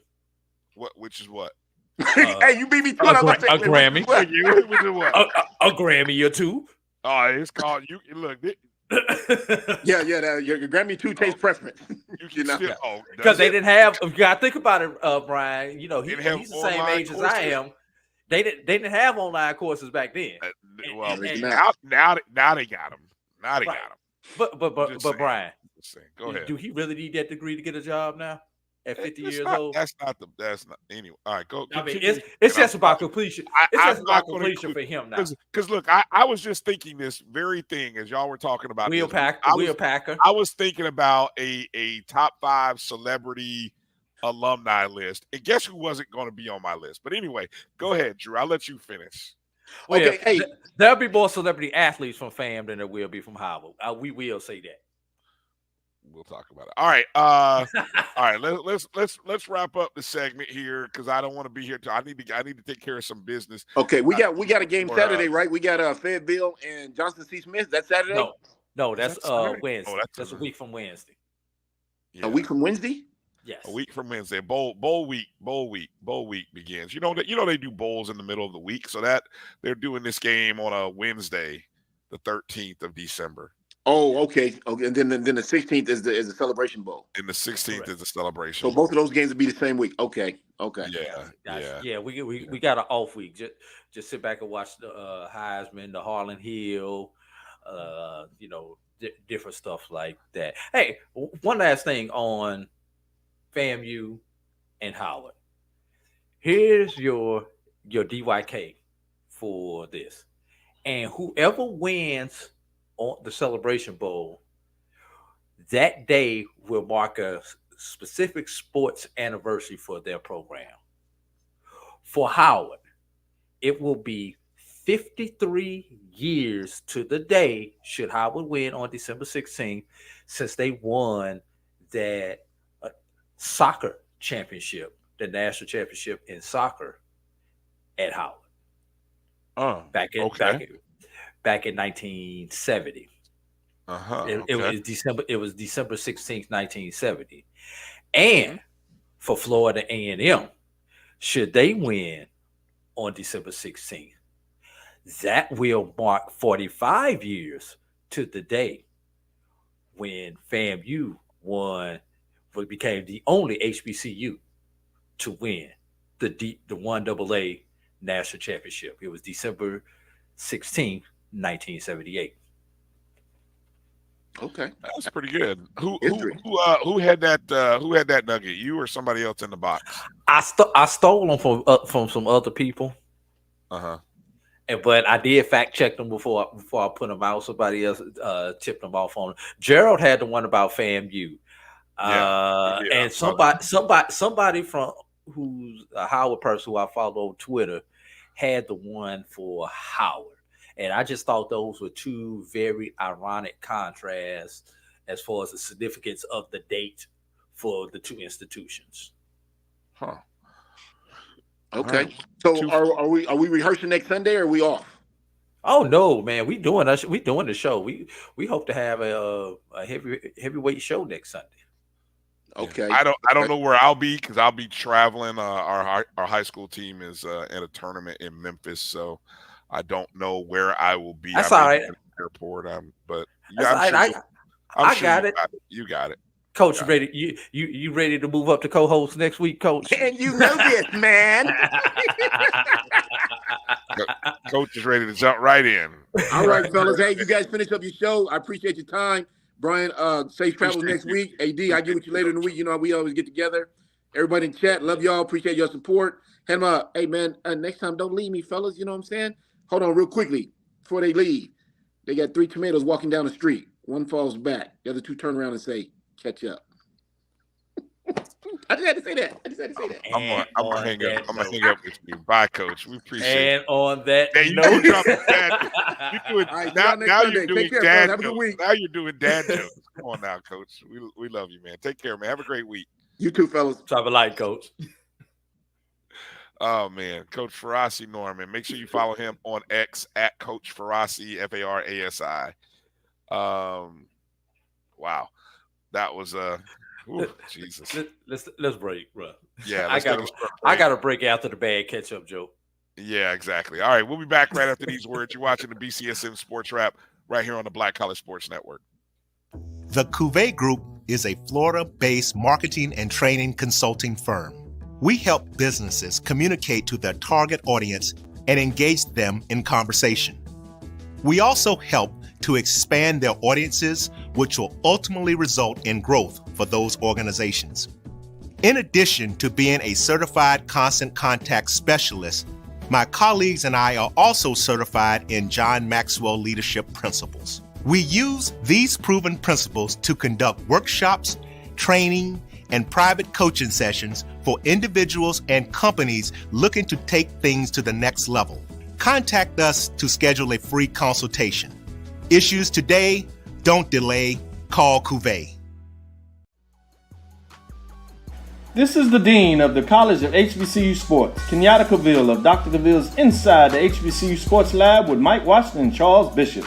Come mix it up in the lab where the course lecture is in session every Tuesday from 6 o'clock p.m. Central Standard Time on Facebook Live, YouTube Spreaker, or the BCSN app, as we discuss all things about the HBCU sports culture, including exploring the week that was in the sporting HBCU diaspora, as well as the upcoming week of HBCU sports.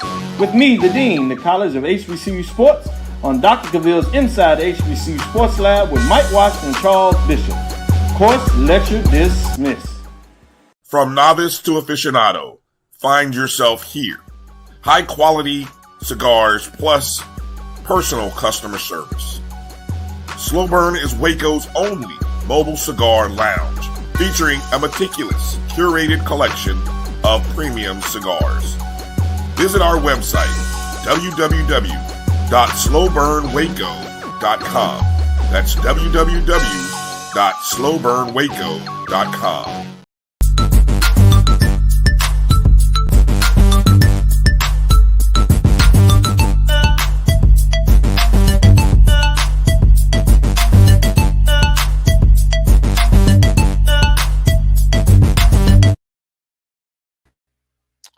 All right, welcome back to the BCSN SportsWrap. Bryan and A.D here.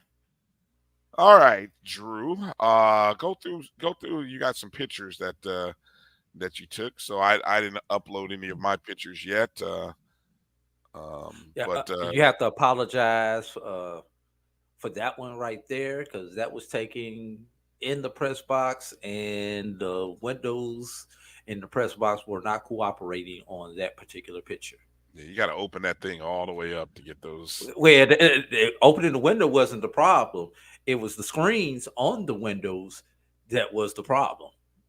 Okay. Yes. But just to prove out there to some people, Keisha Kelly, that we are SWAC. So I don't understand, what was the big fuss going on about the whole spelling? I mean, did the W not come out correct? Is that what people were fussing about? Did the W not look like it was on point? I seen some of the stuff. I mean, the W does look a little off and cockeyed. You can see it from there on the right side of the W, of the inner part of the W. But I mean, it was easy to figure out. It was SWAC, and I wish I saw the formation, and I was like, what did they spell it? And I was like, oh, that's a SWAC. And I tried to grab a phone right quick, and that was the best picture that I could get of it at that point in time. I saw somebody else with a better picture that was out there with the that says SWAC. But just to let you know, and that one was clear. Yeah. I was able to find the one window that didn't have a screen in front of it for this one. Yeah. And even though I'm on the opposite side, as the 100 is facing the FAMU side, but okay. So folks were upset. I'm seeing a couple people comments, Edwin, that the W and the why do you call it? Why do you say G-Boo? Why do you say it was a 5? Go back. It is a little. It does have a little tail at the top. Now that I look at it, man, y'all be doing the most. The critiques, boy. I tell you what, man, y'all be doing the most. But we got that right. Oh, for sure. I kept waiting to see whether Venom was going to make an appearance, because the last time they spelled that, I think it was during Homecoming or the Classic. Venom came out and made an appearance. Celebration. The post-game celebration. I managed to get down onto the field right in time for all that. The 100 did a great job in the stands. Good job. And again, I can tell you the fifth quarter was so awesome. The fifth quarter was really awesome. I'm sure it's out there on video somewhere, but go check it out. I mean, it was good. It really was. That's what he's talking about. All right. The S looks like a 5. Yes. Okay. Yeah, folks, use your imagination. Folks don't want to use their imagination these days. I mean, you gotta figure out how to get 300 people to make a word. So, what else you got? Oh, there's our AD. That's the invitation. EP AD Sykes there with the invitation for the Celebration Bowl. I love that, by the way, that Mr. Grant or that the celebration committee makes that look like that official proclamation, that old parchment paper, beautifully framed. Great job. Props to it. I think I did. Okay, go ahead. Did you get any other photos from the actual okay, there's some post game. Isaiah and Johnny Chaney, 2 dope linebackers, are Edwin. Edwin, I said the same thing. I'm not gonna lie to you. I said the same thing. I'm just, just personal. You have to go back, Drew. You have to go back. wasn't necessary. Keep moving on. Keep moving on. That's just no. Don't put it back up there again. Stop it. Go on. Keep moving. Keep moving. Come on. All right. Keep it going. Now, who do we take a picture with here? Let's see. We got a couple of pictures there with a couple of people. That's EA right there. Why am I drawing a blank as to who that was? You got to work on your selfie game. I know you're used to having a selfie stick, but you got to work on your. I'm mad I left my stick in the car, but yeah, you got to work on that. What else we got?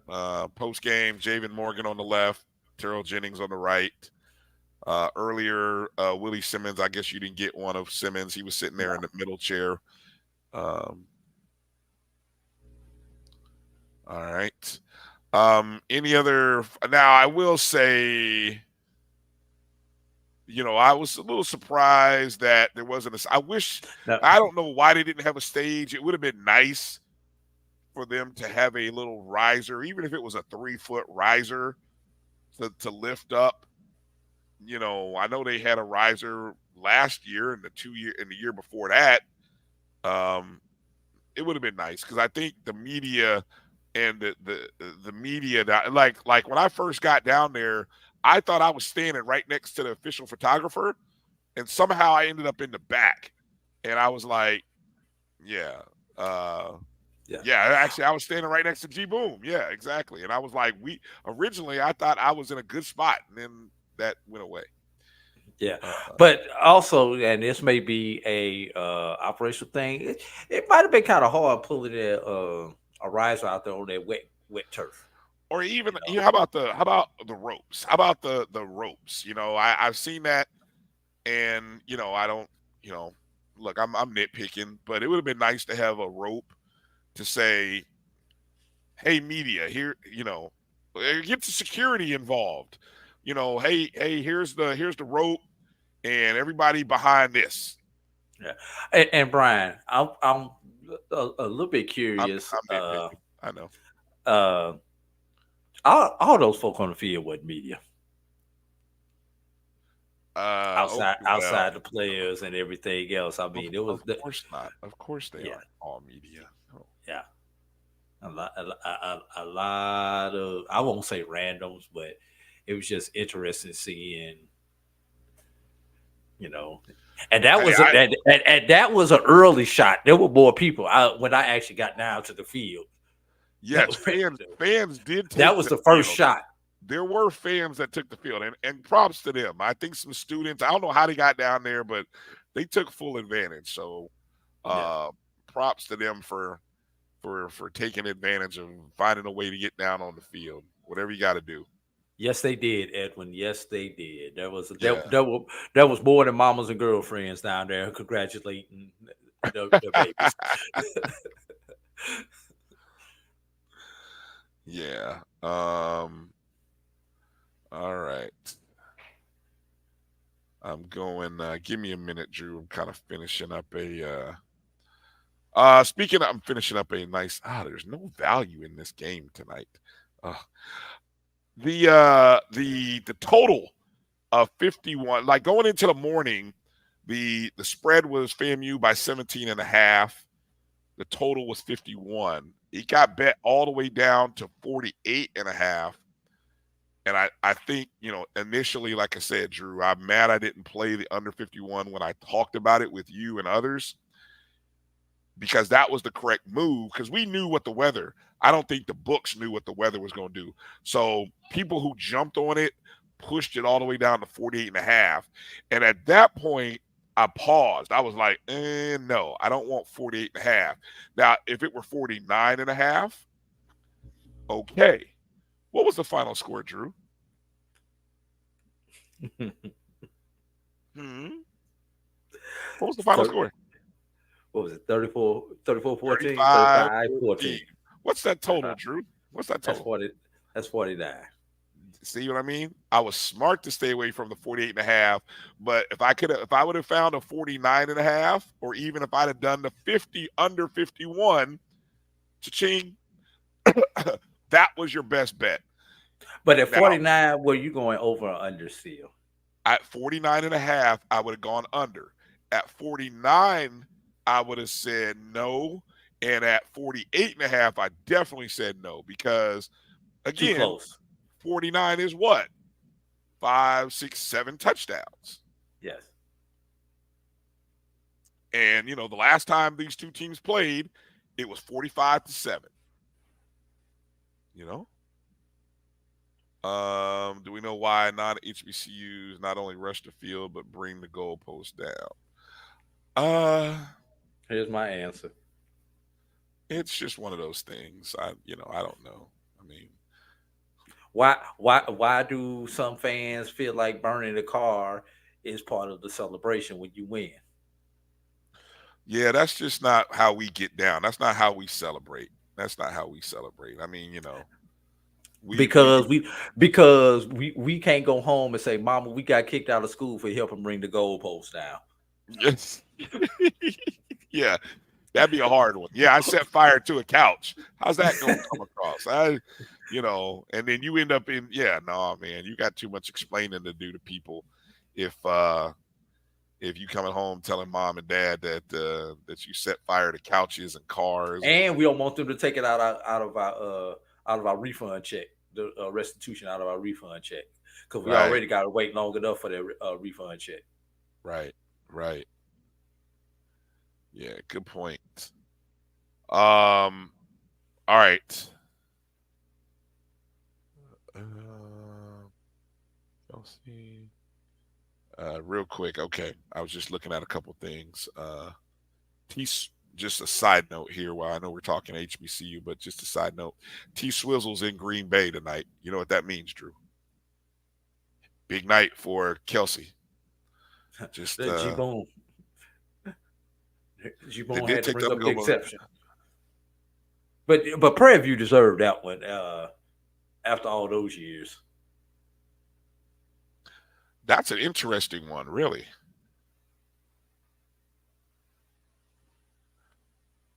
That's interesting.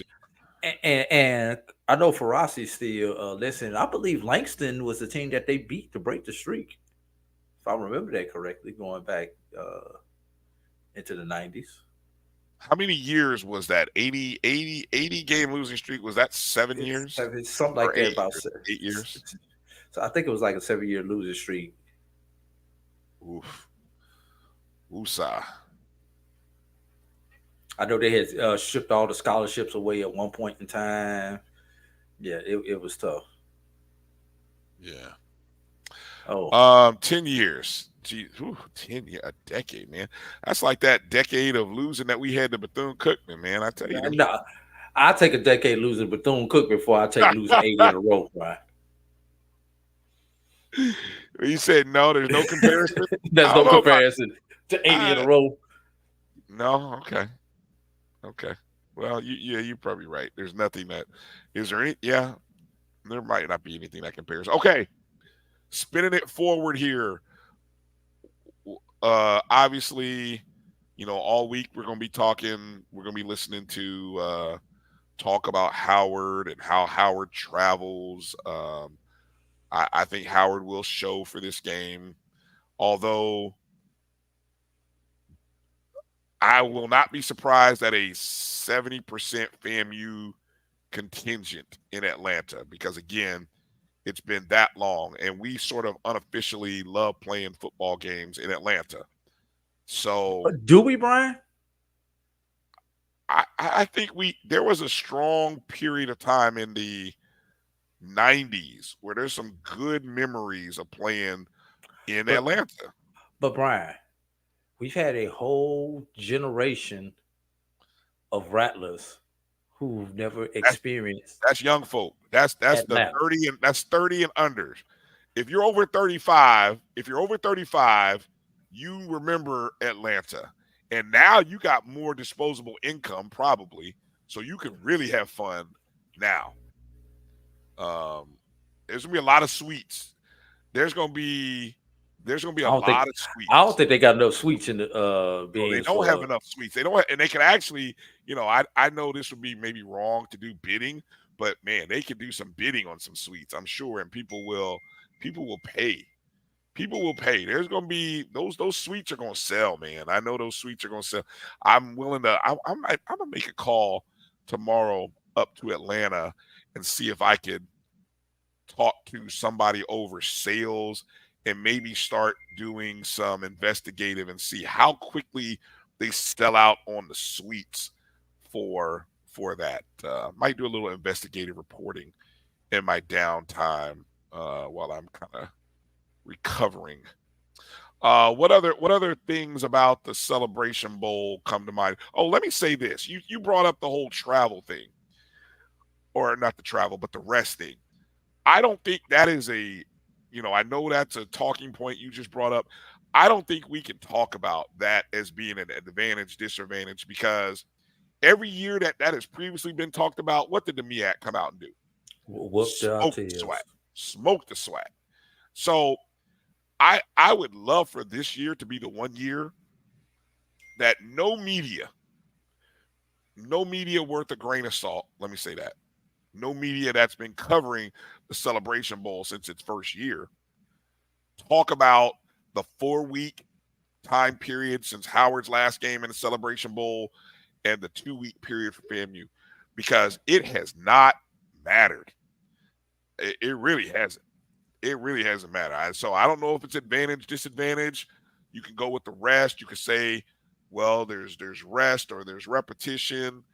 FAMU's a little sharp. We kept going in thinking, oh, the SWAC team should be a little sharper. They just played. The other team should be a little rusty. Wrong. Jokes. Wrong. The yoke's on you. Yes, it doesn't matter. It doesn't matter. So I would love for that to be sort of the conversation that people are willing to have, that it really doesn't matter, and encourage anybody that you see that wants to go down that road, to kind of let them know, like, there's got to be a better take than that. Over 45. I saw Keith. Good point here. FAMU's the most MEAC team in the SWAC. Well, as you heard in the post-game presser, Coach Simmons said they built their team from the inside. Yes, they have Florida speed, but they have really, and you can tell FAMU's built for this. I watched the physicality at which FAMU has played, especially on the defensive line. The offensive line led by guys like Ashton Grable, Cardell Thomas. Those guys have really made a difference in the trenches. And so I think the physicality will be interesting to talk about. Have we seen any? We haven't seen any lines, Drew. But what would you, if you were a book, what would you put the line at? I would start probably FAMU plus 9. 9. I would go higher. More than touchdown. I would actually go. I would start in around. Honestly, I would start at about 13. I'm just thinking about. It'll get better. Look, or maybe even starting at 10. But I won't be surprised if I see opening lines around 13. When you go look at what FAMU has done, and I'm trying to think of comparable teams. This Prairie View game was a 17.5 spread. The first time we played Prairie View, it was 20. FAMU covered both of them. So, look who's joining us. It's the one and only Dr. He can't even get it out. He can't even get it out. He looked like somebody with a broke wrist trying to do it, man. Well, you know what? You know what's interesting? It brings me a flashback to that episode when I had to wear some PV gear for a bet I lost. Now, we didn't have any bets going into this game, so I love the fact that regardless, Doc comes on and represents. How you doing tonight, Doc? I'm doing well after a long weekend. Well, I tell you. Oh, yeah, don't I know? Yeah, exactly. Credit to the Rattlers. As we like to do on the show in the morning, we were not able to do the show because we were traveling. But y'all allowed me to come on and represent inside the HBCU Sports Lab and give my congratulations to my favorite Rattlers out there in regards to the championship. And so here's your cigar for that championship. Like you said, no, it's not a bet. I'm going to take you back. I was in the mall, and this is like in Atlanta, for me really getting into HBCUs. And I saw this gear, and I liked it. I was like, man, this is good. So I've been always a person that shied away from buying collegiate gear from historically white colleges. This is even before I utilized that term. I kind of began to know that term. And so long story short, it comes all the way around. I pull it out, and I said, well, this is the appropriate time to wear it. As a SWAC member myself, I'm all in. Let's go get it done in the Celebration Bowl. And this is a way to say congratulations to the victor goes the spoils. Great game, great atmosphere when you consider the weather. You have 18,000 pre-sale tickets, a feverish crowd. Many of them had to leave, and many of them came back. The victory celebration among the players is always exciting to see when all the work they put in many cases for years, but obviously this particular group, what they put in, even starting from spring practice for some of them, certainly many more of them from summer ball leading up to the fall football season. And it culminates along with the coaches and the staff, fans and alumni, a championship. And as I alluded to the Coach Willie Simmons and the players, that they will forever be in the record book in something that cannot be duplicated. FAMU has a lot of history in terms of championships. SIEC, the MEAC, even a national championship. But this team becomes the first team, and there's only one first, that brings a championship to FAMU as a member of the Southwestern Athletic Conference. So that's a significant, and that's a memory that we need to hold on to and make sure that we honor, because oftentimes we live life so fast, particularly in this society at this time, that we ignore the opportunity to celebrate historical moments and bask in that for a little bit. And if they're able to get it done in the Celebration Bowl, y'all were talking about the line. So in most cases, they should be favored. You got to go get it done, but they get it done. Again, they'll be the first Rattlers to be able to say they won a Celebration Bowl and a national champion as a member of the SWAC. That's pretty big time. To be second, obviously, team in the SWAC to win. And so that's pretty big. Shout out to G. Boom Holly. He was down there getting it done in a lot of ways. The connection between Prairie View and FAMU is strong in many different ways. Holly is bringing it up in terms of the bands and the connections there. Prof. Edwards, PV, in 1978, assisting to Mr. McQueen, who G. Boom Holly was led the band at that time in terms of drum major under McQueen. So he's been a part of this a long time and ties those strings down to history.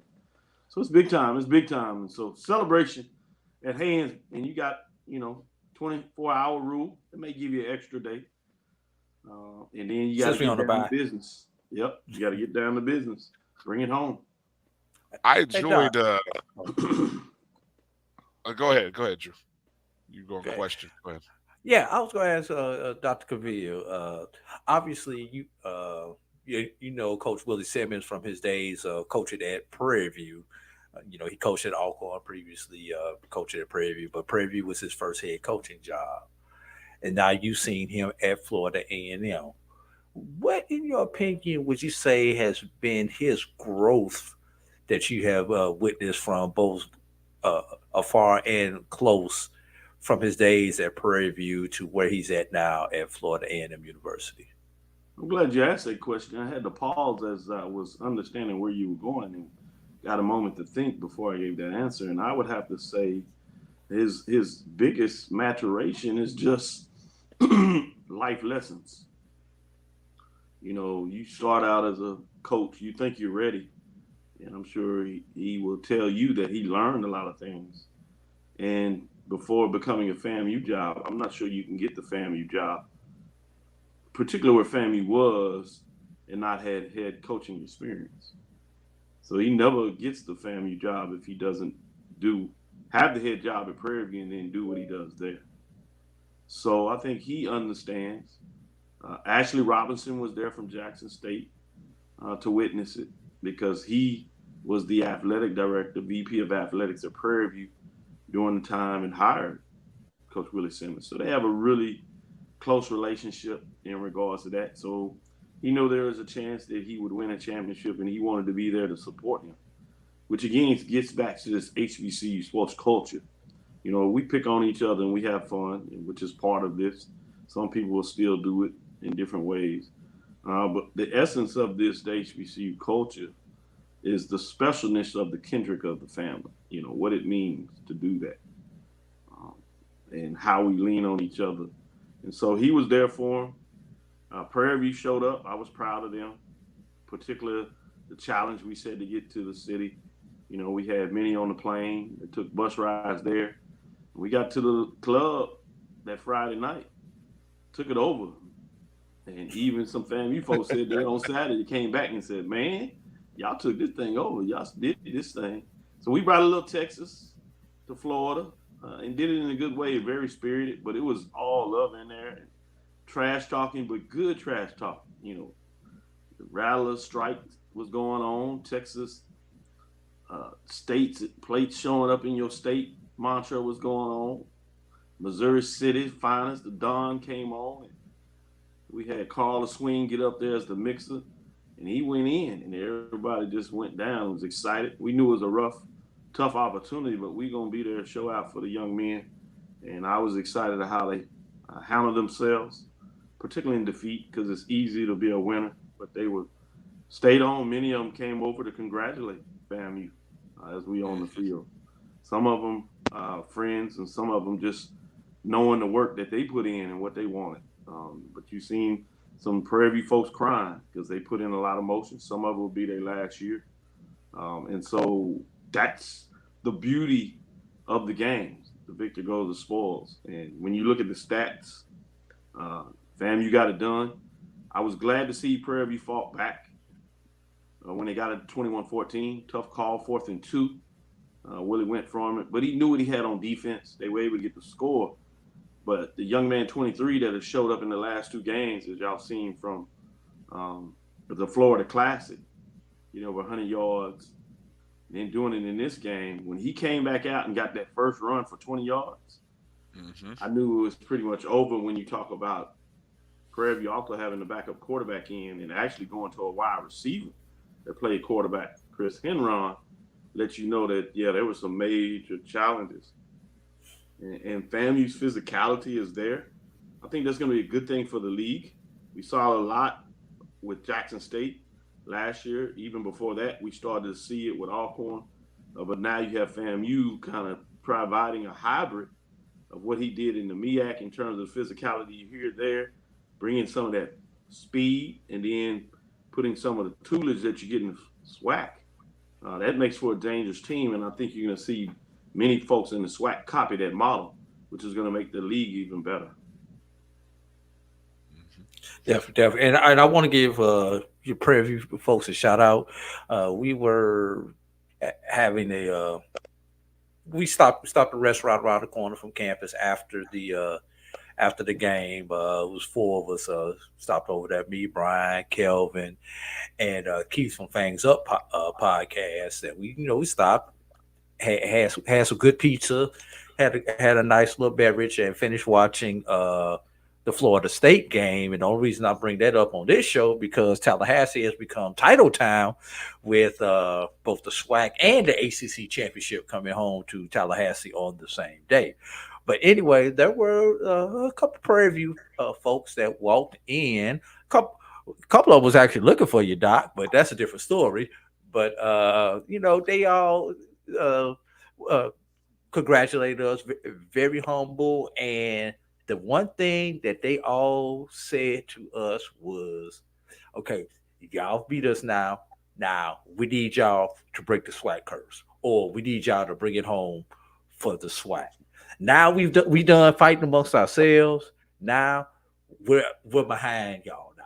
That's kind of the mantra that I got for the Prairie View people that I talked to after game, both not only there, but when I came over to the cigar bar for a few minutes.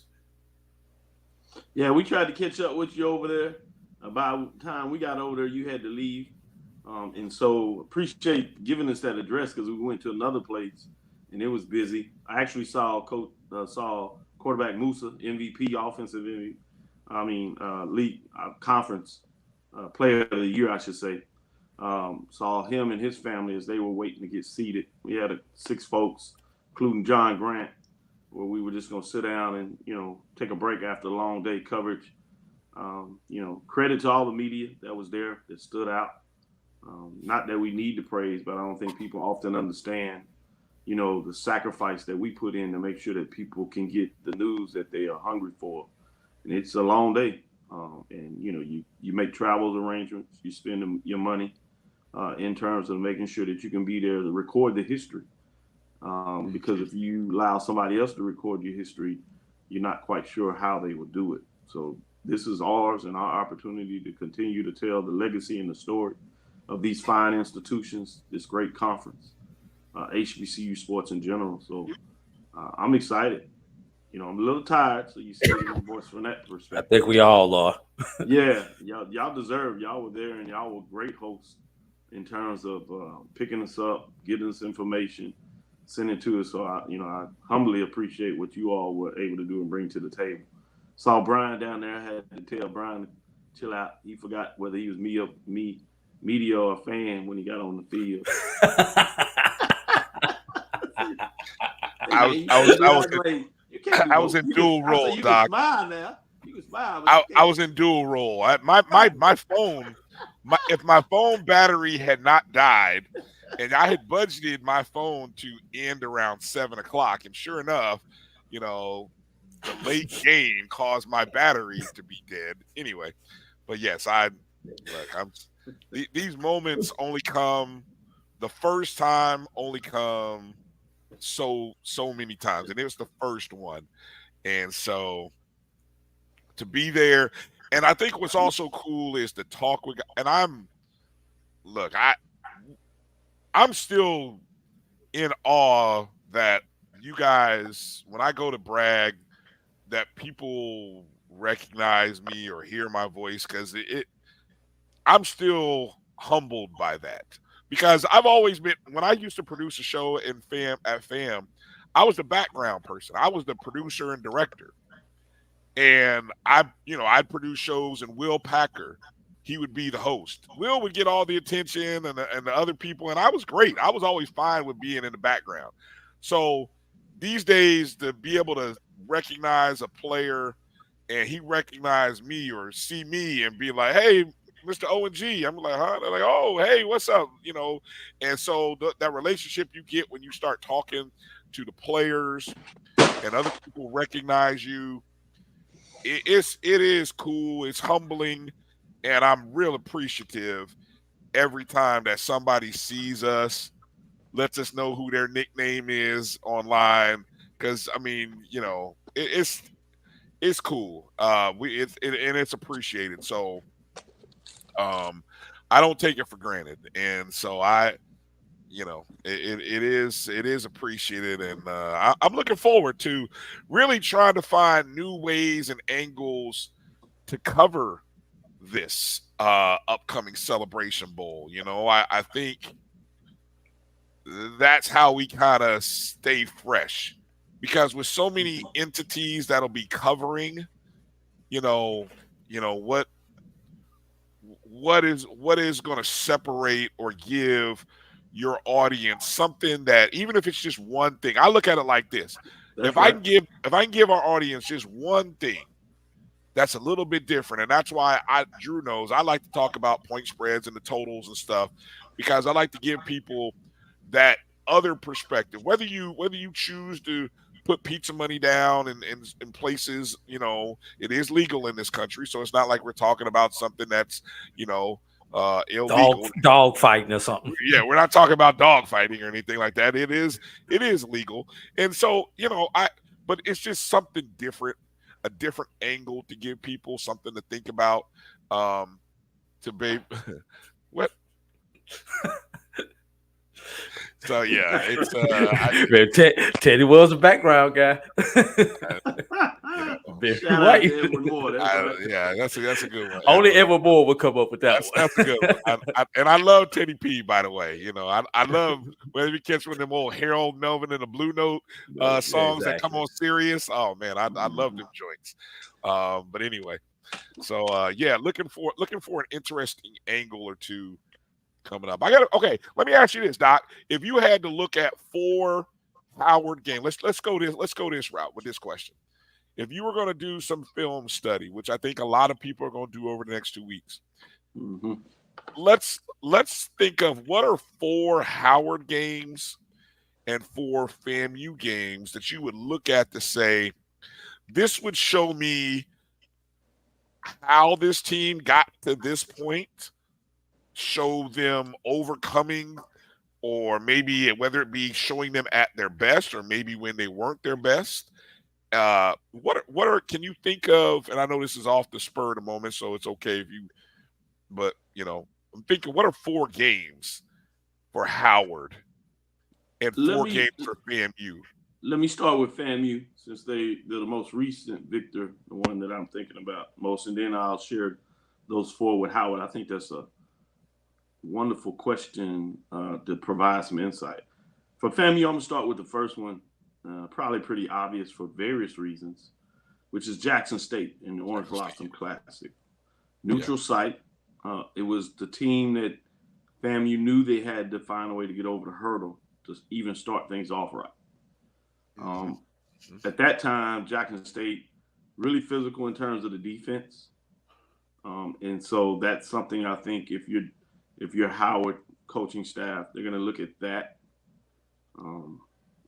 Most coaches say they look at the last 3 games to get some indication of play calling and who's healthy and tendency, stuff like that. So that's true. But besides that framework, obviously you're going to look at Southern in terms of FAMU going on the road, how they're able to look on the road, the uniqueness between that game in terms of 2 rich histories, rivalry, and a different framework where for the longest they were rivals in terms of intra-conference rivals. And now within the same conference, but in 2 different divisions. And so I think that's an intriguing one. There's one that's quietly I think you would want to look at also is Texas Southern. Texas Southern was uniquely in their ability to get physical. Now, people will probably skip over that one and if they don't pay too close attention to it, because Texas Southern didn't have a season that one would think that you would have that much talent. But that's a team that was able to jump out on them, and you certainly want to see what you could do and what they were able to do that. They put out one of the highest total of points in a lot of ways and had the lowest differential as a conference games in some way with 2 points beside the Southern game. So you want to look at that one. So those are 3. And if I had to get to the 4th one, I would say probably Alabama A&M. Alabama A&M gave up a lot of points, but they put up 28 points. Yeah. So those are some ways where you look at offensive schemes, folks that were able to put up some points and get some things done. So that's a game that I would look at from that perspective to see what took. And then some of those teams were from a defensive schematic, what they were able to do against FAMU's offense. So I would look at the perspective. As A.D jumps in here, I'll get and we'll come back and give you the Howard games. Can I trade a game with you, Dr. Kavir? I would trade you Alabama A&M for Alabama State. Yeah. Because Alabama State defensively played probably about as best of a game as you could against Florida A&M. Probably the best defensive game that I've seen against their offense all season. So if there's one game that can kind of give you some type of indicator of what it may take to slow this offense down, I would think Alabama State may be that game to key. I would agree with you on those other three games, but I think I would go with State over A&M. Yeah, I can see that. I certainly would trade you for that. I was trying to stick with, the philosophy of more recent games. Yes. Because that's what they tend to do. But your point, if you're going to go back, you might even trade that Alabama State game for Jackson State game in regards to probably a game that better defines what they're able to do. I kind of picked the Jackson State game, and it was more because of philosophical than it was the matchup. The great points when you... The mental hurdle of that game. Yeah, exactly. In terms of Howard, intriguing when you look at that. I'll start in the same way. Obviously, you look at the North Carolina Central game, because this is a team that was truly successful in terms of North Carolina Central, where they were ranked. So you kind of put those same things together. FAMU is highly ranked. And so you want to look to see what they had to do there in terms of what that looks like. And so I would look at that one, even though it was intriguing 50-20. That's one that you got to look at. Defensively, sticking on your framework, that's one of the last games as well. But defensively, you want to look at Morgan State. What Morgan State defensively was able to do effective against Howard, because they limited them to 14 points. And this is after they exploded against just having 50 points against Central. So there were some things that they were able to do schematically that gave them major problems in that matchup. And so you would want to kind of see, those are some things that you could do. It's going to be fascinating from a scheme perspective. Obviously, talent-wise, there may be some things that you can't quite duplicate, but that's one you want to look at. I also probably want to look at that Hampton-Howard game where Howard jumped out early, but Hampton was able to rush, was physical, beat him up in the gaps. So you want to see particularly how you've been able to run the ball effectively of late, which is something that Simmons said he wanted to do all year, but they have pulled it together in regards to what they've been able to do the last two games. So you want to see if you can pick out some things where Howard may be weak or have some concerns where you can take advantage of it. So that's three of them. And the last one, I'll probably say you can pick between a Norfolk State Howard or Howard South Carolina State. I'd probably go with the road game to kind of see what that looks like. Howard at South Carolina State, 27-24. Where South Carolina State upset them before they went on their last two-game win streak. So that's probably the four that I would look at. I would tell you, I would probably trade that fourth game with looking at what Harvard did to Howard. Harvard was ranked 19th in the country. They have statistically a very good defense. And, that's one of those games in the year that I thought Howard would have competed a little bit better. So if I were looking at that, I would be looking at that game to say, wow, what did Harvard do to dominate that game? And then one thing that would be a challenge to me for you to doing that is, and I guess you could look at it, but I just happened to be on the call. So I remember the Monday afterwards talking to Coach Scott in terms of what Harvard brought to the table that made it challenge. And I'm not sure that you can duplicate this from FAMU.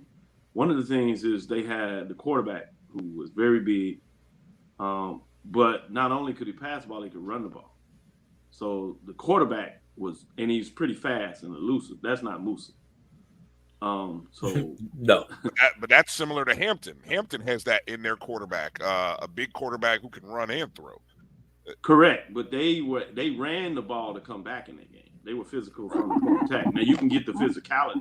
Harvard's he talked about the line play being very physical.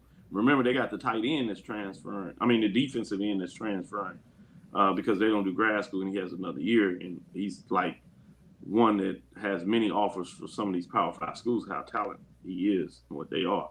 But that's the only reason I'm saying that. I can see you looking at that, but I'm just saying from us looking at it, be careful in terms of just looking at it from a perspective of how they shut them down. There were some things they were able to do that I don't see FAMU being able to duplicate, even if they get it off film. Because there's two things about it. You look at film in regards to what is somebody successful, but it also has to be things that you can do, because you're not going to schematically change what you do, right? Sure. You are what you are. So it's not just about saying, all right, they shut them down, they stopped them. It has to be some things where somebody is being effective of things that you do. That's the only reason I was saying be careful about that particular game. I just happen to have a cheat code, because I remember specifically being on that call afterwards, and that question came up, and Coach Scott was very direct in regards to talking about how physical and strong Harvard was. And it surprised him because they had picked that up. The last year, they played Harvard much better than that. So he was surprised that his team wasn't able to play, thinking much like yourself, that they would come in that game and match up better about them. But that quarterback gave him fits. Gotcha. The one game that I would probably emphasize is the South Carolina State game for Howard. And when I go back and look at that one, and I just pulled it up, that was probably the most oddest stat sheet that I have ever seen.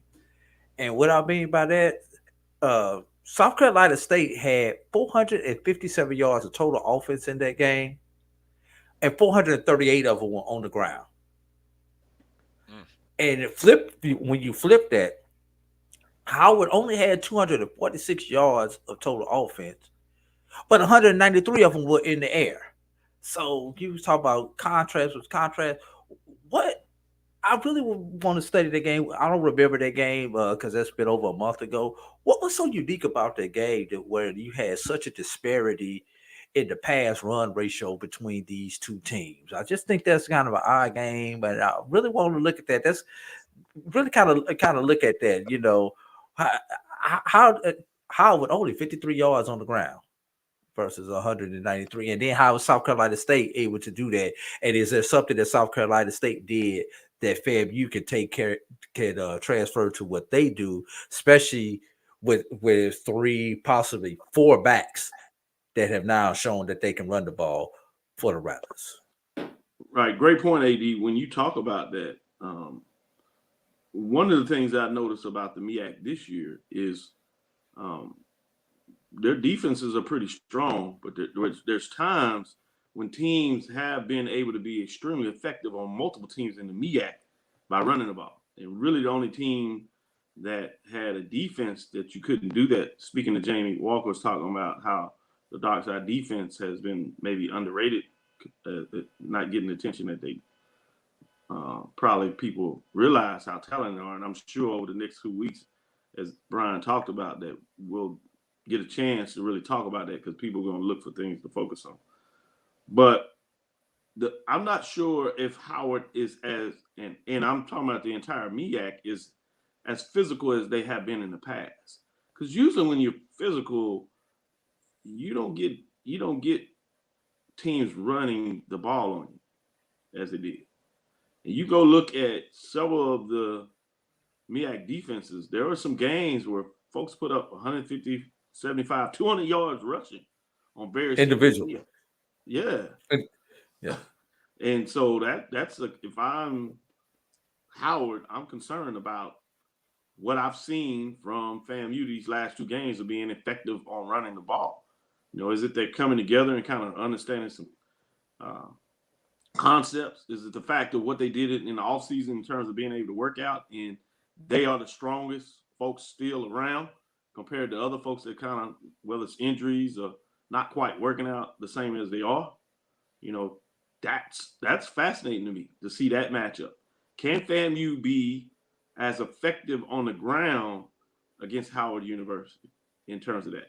Because you do multiple things. If FAMU, with the defense they have, if they are able to control the clock and run the ball on Howard, which is a team that, yes, it can run the ball, but they like to kind of spread you out and throw the ball as well. That's going to be a tough task for Howard. Now, the question is, on the other side is, can Howard be effective both mixing up the pass and the run against this defense that's been lights out all year long?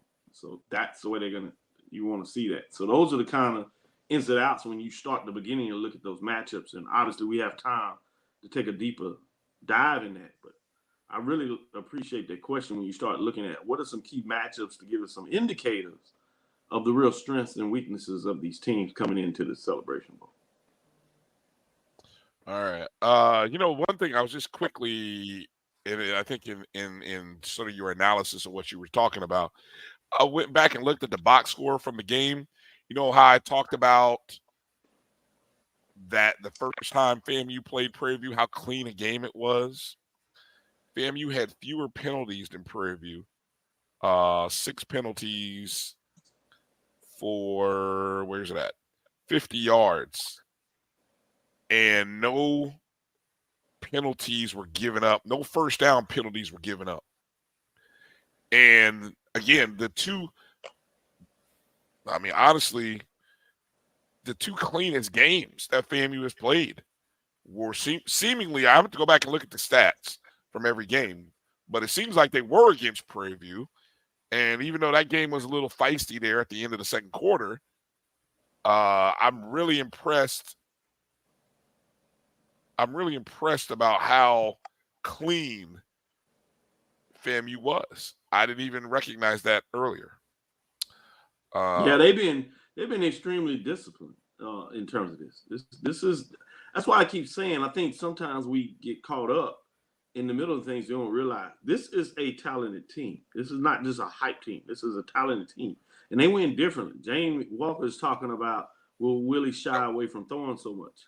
No, you watch the last couple of games. He will. He has not thrown the ball. He has not thrown the ball the last game. I tell you now that he has know that. Let me give you these box stats. I want to put this out because we need to. What is that? Moose only had 22 attempts, 13 for 22, 188 yards. They're not throwing the ball. Yeah, I don't know. I think that's misleading. I think that's misleading because I think what it is against Bethune-Cookman, he had 21 attempts. 14. I think you might call it misleading. They ain't throwing the ball a lot. Here's what's misleading about that. It's if you go deep, if you dig deeper within the drives, that's what is so inconsistent and what baffles a lot of people is when they observe, and this is why the reputation or the perception is out there that we throw a lot, is because even that drive when FAMU was up 14-0, there was 3, and on their own 15-yard line, 3 straight pass plays, you're out. The lack of, whether it be, hey, we're going to run on first down. You don't have to run on first down. I don't care. Run on second down. Get the first down passing, then come out, run on first down. There was a consecutive. I get that, Brian, because we said the same thing. We were in the booth literally talking about that. Yeah. And everybody said Willie was going to Willie. No, I wouldn't. For me, it wasn't Willie because I think Willie's past that. I think we putting things on Willie that don't exist anymore. We hanging on it more than anybody. Let me finish on this part of it. My point is yes, there as they open it up, both teams went past Prairie View 3-3. But I think sometimes we can get caught up in a period of time, like you said. But you got to look at the game not only in terms of that period, but also holistically what took place. So if you're balanced overall, you're balanced overall. Now, yeah, I got concerned with Prairie View opening up with 3 passes in terms of that game. But I'm sure they were saying to themselves, it's like, they think we're going to run the ball. They stacking up in the box. Mm-hmm. And so, there is a side to say is sometimes you can't do what you want to do because it's so obvious when a team knows that you're going to try to do it. So you got to find a ways to kind of loosen it, open it up. Because I don't care who you are, you're not going to run on a 9-man box. You just not going to do it. So sometimes you can be too successful at doing what's necessary. But in this game, I think Willie knew from a defensive perspective that there was little chance that Prairie View could be consistent in regards to moving the ball down the field. And so what he was doing in this game is he would pass a little bit, which helped set up the run. He could get the run, which pushed the linebackers up, right? And he knew that Prairie View had a weakness in terms of the cornerback. But once you push them back and now you got them out there, now you can go over the top. And when they did that, they were successful. Yeah. Those linebackers started creeping in on the line, just like he did, after they could run a little bit, after they opened it up by passing, and worked out to perfection. So I think sometimes we get overzealous in terms of our analysis as if we're watching the film when we're watching games and data, not to say we can't do it, but I think we just sometimes got to be careful about that. But let's keep this in mind. FAMU did, I believe, from mid third quarter on, made a concerted effort to run the ball. I think probably from mid third quarter on, there may have only been 4, maybe 5 pass attempts. And I may be high with that number. If we go back and actually look at the play call, because it was a heavy dose of 23 with the small dosage of 9 during that time, and a couple of end rounds with 10 and 4 throughout the rest of the game. Yeah, I agree with you totally. You look at even against Alabama A&M, they had 27 attempts. You go to Prairie View the first time, Musa had 25 attempts. So they're right around in terms of what they do. I think we are misleading when we talk about how much they pass the ball. They don't. Not when I seen him when he had a quarterback in here. I've seen him have 30, 40 attempts. Then I can see where you're getting some concern. You're talking, man, what you doing? They're not even giving 30 attempts a game. Well, all right, we're gonna get ready to close up shop for tonight. Of course, coming up this week, Dr. Cavill, they will be back. Man, Kelvin, tell him shout out. He recognized the shirt. Appreciate you. Make sure to check out Doc's show Tuesday and Thursday night, 7 p.m. Eastern. Appreciate that, Brian. And part of the show, since we didn't do on Saturday, we'll dedicate a part of that show before we look forward and start breaking down some analysis. We'll actually, in the show, give both Mike and Charles a chance to give their breakdown analysis of the game. We'll do that on Tuesday. And it was great seeing those brothers in person again. You know, we so many times we just see each other on Zoom or whatever platform that we're using. It's always great when we can get together. Didn't really have too much time to fellowship this time, this go around, but we'll make up for it in Atlanta. No doubt about it. I would like to hear when you guys get to talking on Tuesday. I'd love to hear your thoughts on just the environment. You know, Tallahassee. Theron, y'all got to actually get to the championship game before Doc. And I don't see that happening anytime. I'm just kidding. Hey, they made it to the baseball championship game, Brian. Let's give a little credit. All right, yeah, there you go. But anyway, I'll just close by just I'm curious to hear, you know, the travel to Tallahassee, the environment of Tallahassee, thoughts. You know, I know obviously the weather ruined a little bit of the game day experience, but love to hear your guys' take, because I'm gonna tell you something. I won't be surprised if in the not too distant future that the SWAC makes a concerted effort to consciously alternate the site between East and West. It's something to think about, because this will be now, how many years consecutively has the East hosted? It's never been hosted in the West. Yeah, Correct. It's never been hosted in On the campus. West. And so I think with how strong FAMU, Jackson State, and Alabama State were and are, the East could be running things for another year or two. I'm just thinking that. And of course that repetition will start to wear on people, and they'll be like, hey, we need to go to a alternate model or something, Now that may change financials and things of that nature, but I'm curious to see. I'm making a long range projection, I guess is what I'm saying. But Bryan, I get where you're going, and I don't think it's necessary that you're off base on that. They put things up.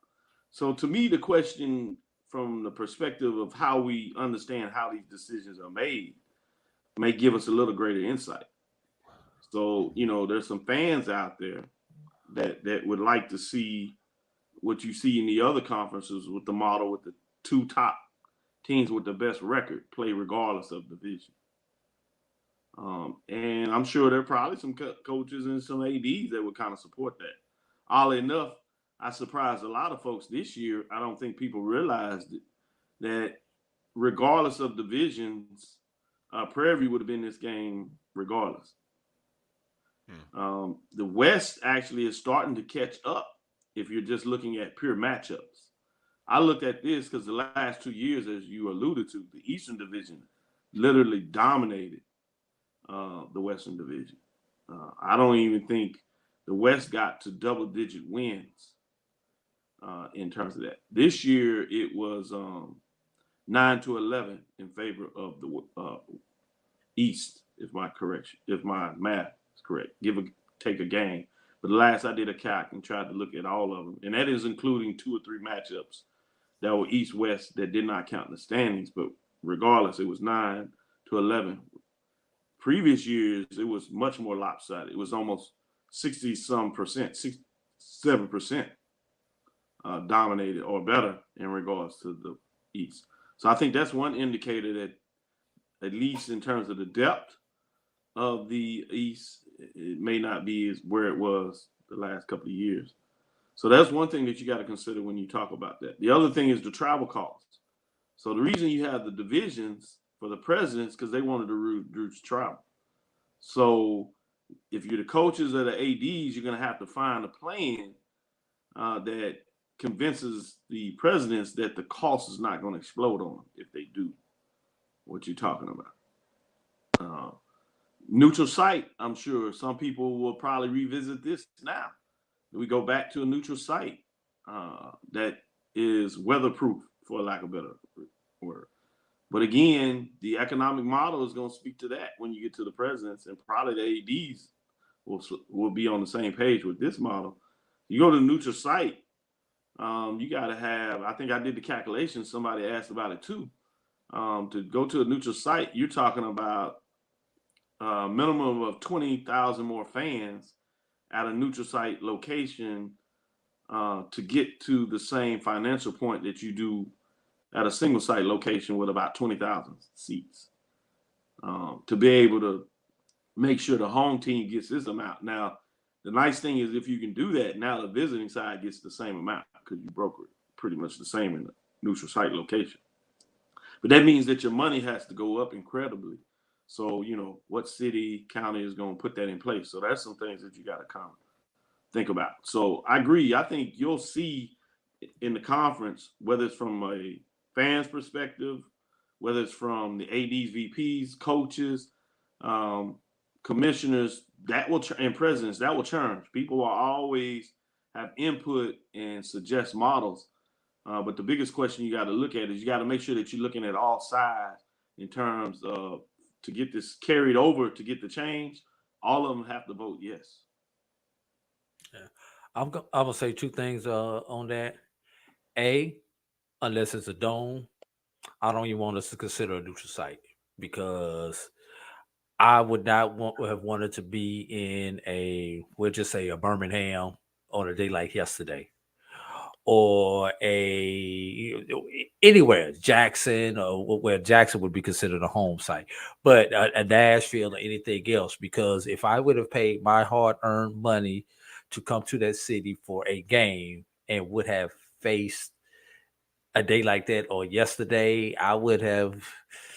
I'd have been upset. I'd have been at the game, but I would have been a lot more, upset. That's just me. I think that needs to be, especially when you're talking about you need an additional 10 to 20,000 fans that you would not have gotten on a day like that at a neutral site. But we could deal with just shy of 15,000 fans on an on-campus site on yesterday. Because your expenses are a lot less. You have a lot lower threshold for your break-even point when you're on a campus. And also, I will never be one that proposes the alternating east-west model. They did it in the SIAC for years, and it's like every 2 or 3 years, the team with the best record was punished of having to go on the road because it was the other team's turn to host. I don't think that's fair. Reward the team who has done it throughout the season. If you're going to continue to keep it on campus, continue to go with the best record. Now, we've been lucky. We have not had two teams tied with the best record. The one year that we had the two teams tied with the best record was the spring season, and they did decide to go with the neutral site in that one. But outside of that, we have not had to really face that hurdle. So I will be interested to see how really deep it gets if we get to that point where we have the East team and the West team with pretty much identical records without a head-to-head matchup. Yeah, great point. Yeah, great point by both of y'all. I understand. I guess I was being a little thoughtful of our neighbors in the West. They'll be doing a lot of traveling to Tallahassee over the next few years. So I guess I was just being thoughtful. That's all. Just trying to look out for the community. That's all. Let's see. Maybe they'll build some new hotels for everybody, since we got two championship teams in Tallahassee now. Yeah. All right, let's pick up the show and get out of here, man. Yeah, let's get ready to get. We all got to figure out a way to fake it at work tomorrow, at least till lunchtime, because that's about how long it's gonna take for all of us to get back into it. Yeah. You're never lying. It's gonna be rough. Again, congratulations to all the FAMU Rattlers, all a part of it. Well deserved. Appreciate you, Doc. Thank you. It's good to be where we're at. And as a good friend posted earlier, we're coming to save the SWAC. When we head up to Atlanta, we're gonna save the SWAC. Hashtag save the SWAC. See now that's what happens when you rally. You brag differently. You don't even know how to take it. So now you're gonna run all the support you have. You're gonna run it off. Oh, look, man, is that what's gonna do it? I mean, hey, Brian. Come in to be like, hey, we want your support, but we gonna save y'all. You just come in and say, hey, look, man, we gonna go get it done. Hashtag SOS. Yeah. Hashtag SOS. Save our SWAC. Brian can't, save our SWAC. Hashtag SOS. Brian can't help himself. Now people gonna come back and be talking about. See, that's when you're not used to winning. You don't know how to act. Look, no lies told. No lies told. No lies told. I mean, hell, we'll keep it real. Yeah, exactly. We're not used to winning the SWAC. Hey, but you'll keep it real. We've been doing a lot of winning though in the SWAC. So we starting to get used to winning in the SWAC in a lot of sports. So that's true. All right. Hey, Doc, we appreciate you. And thanks for coming on, joining us. Drew, any final thoughts? And we can kind of close out with Doc here. Any final thoughts you want to add in? See, G Boom think he being messy by taking a shot at the 100 with that 505. When I said SOS save our SWAC, because he says when the 100 does their S's, they look like block 5. So go look at the SWAC logo. Go look at the SWAC logo. The SWAC logo is a block S, and it does look like the number 5. Look, let's not go down this road. Let's not be band petty here, okay? Let's not be band petty tonight. Let's save that. They were because the other folks was messing with them. Oh man! W. Not only were they talking about the W. I give you the W. I give you the W. You need a little work on the W. Appreciate was the shout out. rough. We know what their heart was in the right place. Yeah, it was a little high. Yeah, it was kind of tough. Yeah, it was the wet turf, coach. It was the wet turf. A for effort. A for effort. No, I'm good, man. I'm about 24 hours has turned into 48, and there are a lot of people that know that where I work at know that I am a Rattler. I have no problems saying it, although I cannot wear Rattler gear where I work at. They know that I'm a true FAMU, and so I'm not gonna lie. All you got to do is wear your undershirt. Just put it on your undershirt. Yeah, just mix in some orange with the other color of your school colors, and then you'll be good. Just mix in some orange. And sometimes I actually wear my HBCU socks when I feel like being supportive of HBCU. They can't see that, but I'm gonna be I'm kind of looking forward to people, talking to me tomorrow. The hellos will be a little different tomorrow. That's all I'm gonna say. He ain't gonna hang just a little higher. That's all, just a little higher, higher than those 7 heels. Exactly. I'm on the hunt for merchandise. I gotta get some merchandise. So, we'll see what we can come up on. Question for the celebration bowl: green shirt, green tie, or green blazer for the press area. Are you just asking us in general? Yeah, I'm just asking. Green shirt, green tie, or green blazer. I'm gonna tell you I can't do the orange. I don't know if I got an orange the way. Well, I think you definitely got to go green blazer. Personally, I think that's you what I go told him, Brian. I was that's going the to second wait. I one. didn't want to share it, but he asked me last week. I told him green blazer. You got to do green blazer. That'll stand out more than anything. So because you can't root, and you're not supposed to wear paraphernalia in the press area. But I can show wear a green blazer. Who says you can't wear paraphernalia in them? Okay, anyway. All right, let me not get in trouble. Let me not get in trouble. Look, I have no allegiances to who I cover. I ain't gonna say something. Somebody called me out in the press area on Saturday. I ain't gonna tell you no names though, but did they? Ooh, wow. They know me. I'm good calling people out. No cheering in the press room. In fact, they had that on ESPN. See, he just told himself. No cheering in the press room. And they had a highlight of in the post game. One of the coaches was making a comment, and obviously some fans had snuck into the press area, so they liked the comments and they started cheering. It's probably family. They started clapping boosters in the background. So the guy on ESPN made a joke. He said, "I guess there's no cheering in the press room, but I guess it doesn't count for the post game." So hey, maybe the rules will change. Brian, you'll be okay. All right. I try to be conservative and respectful. Yes, Edwin, good call. I'm already on it. Good selection of stuff there. All right. Appreciate everybody coming in and checking us out, finding us. Please make sure you follow us. Facebook, Twitter, Instagram at MyBCSN1, the number 1.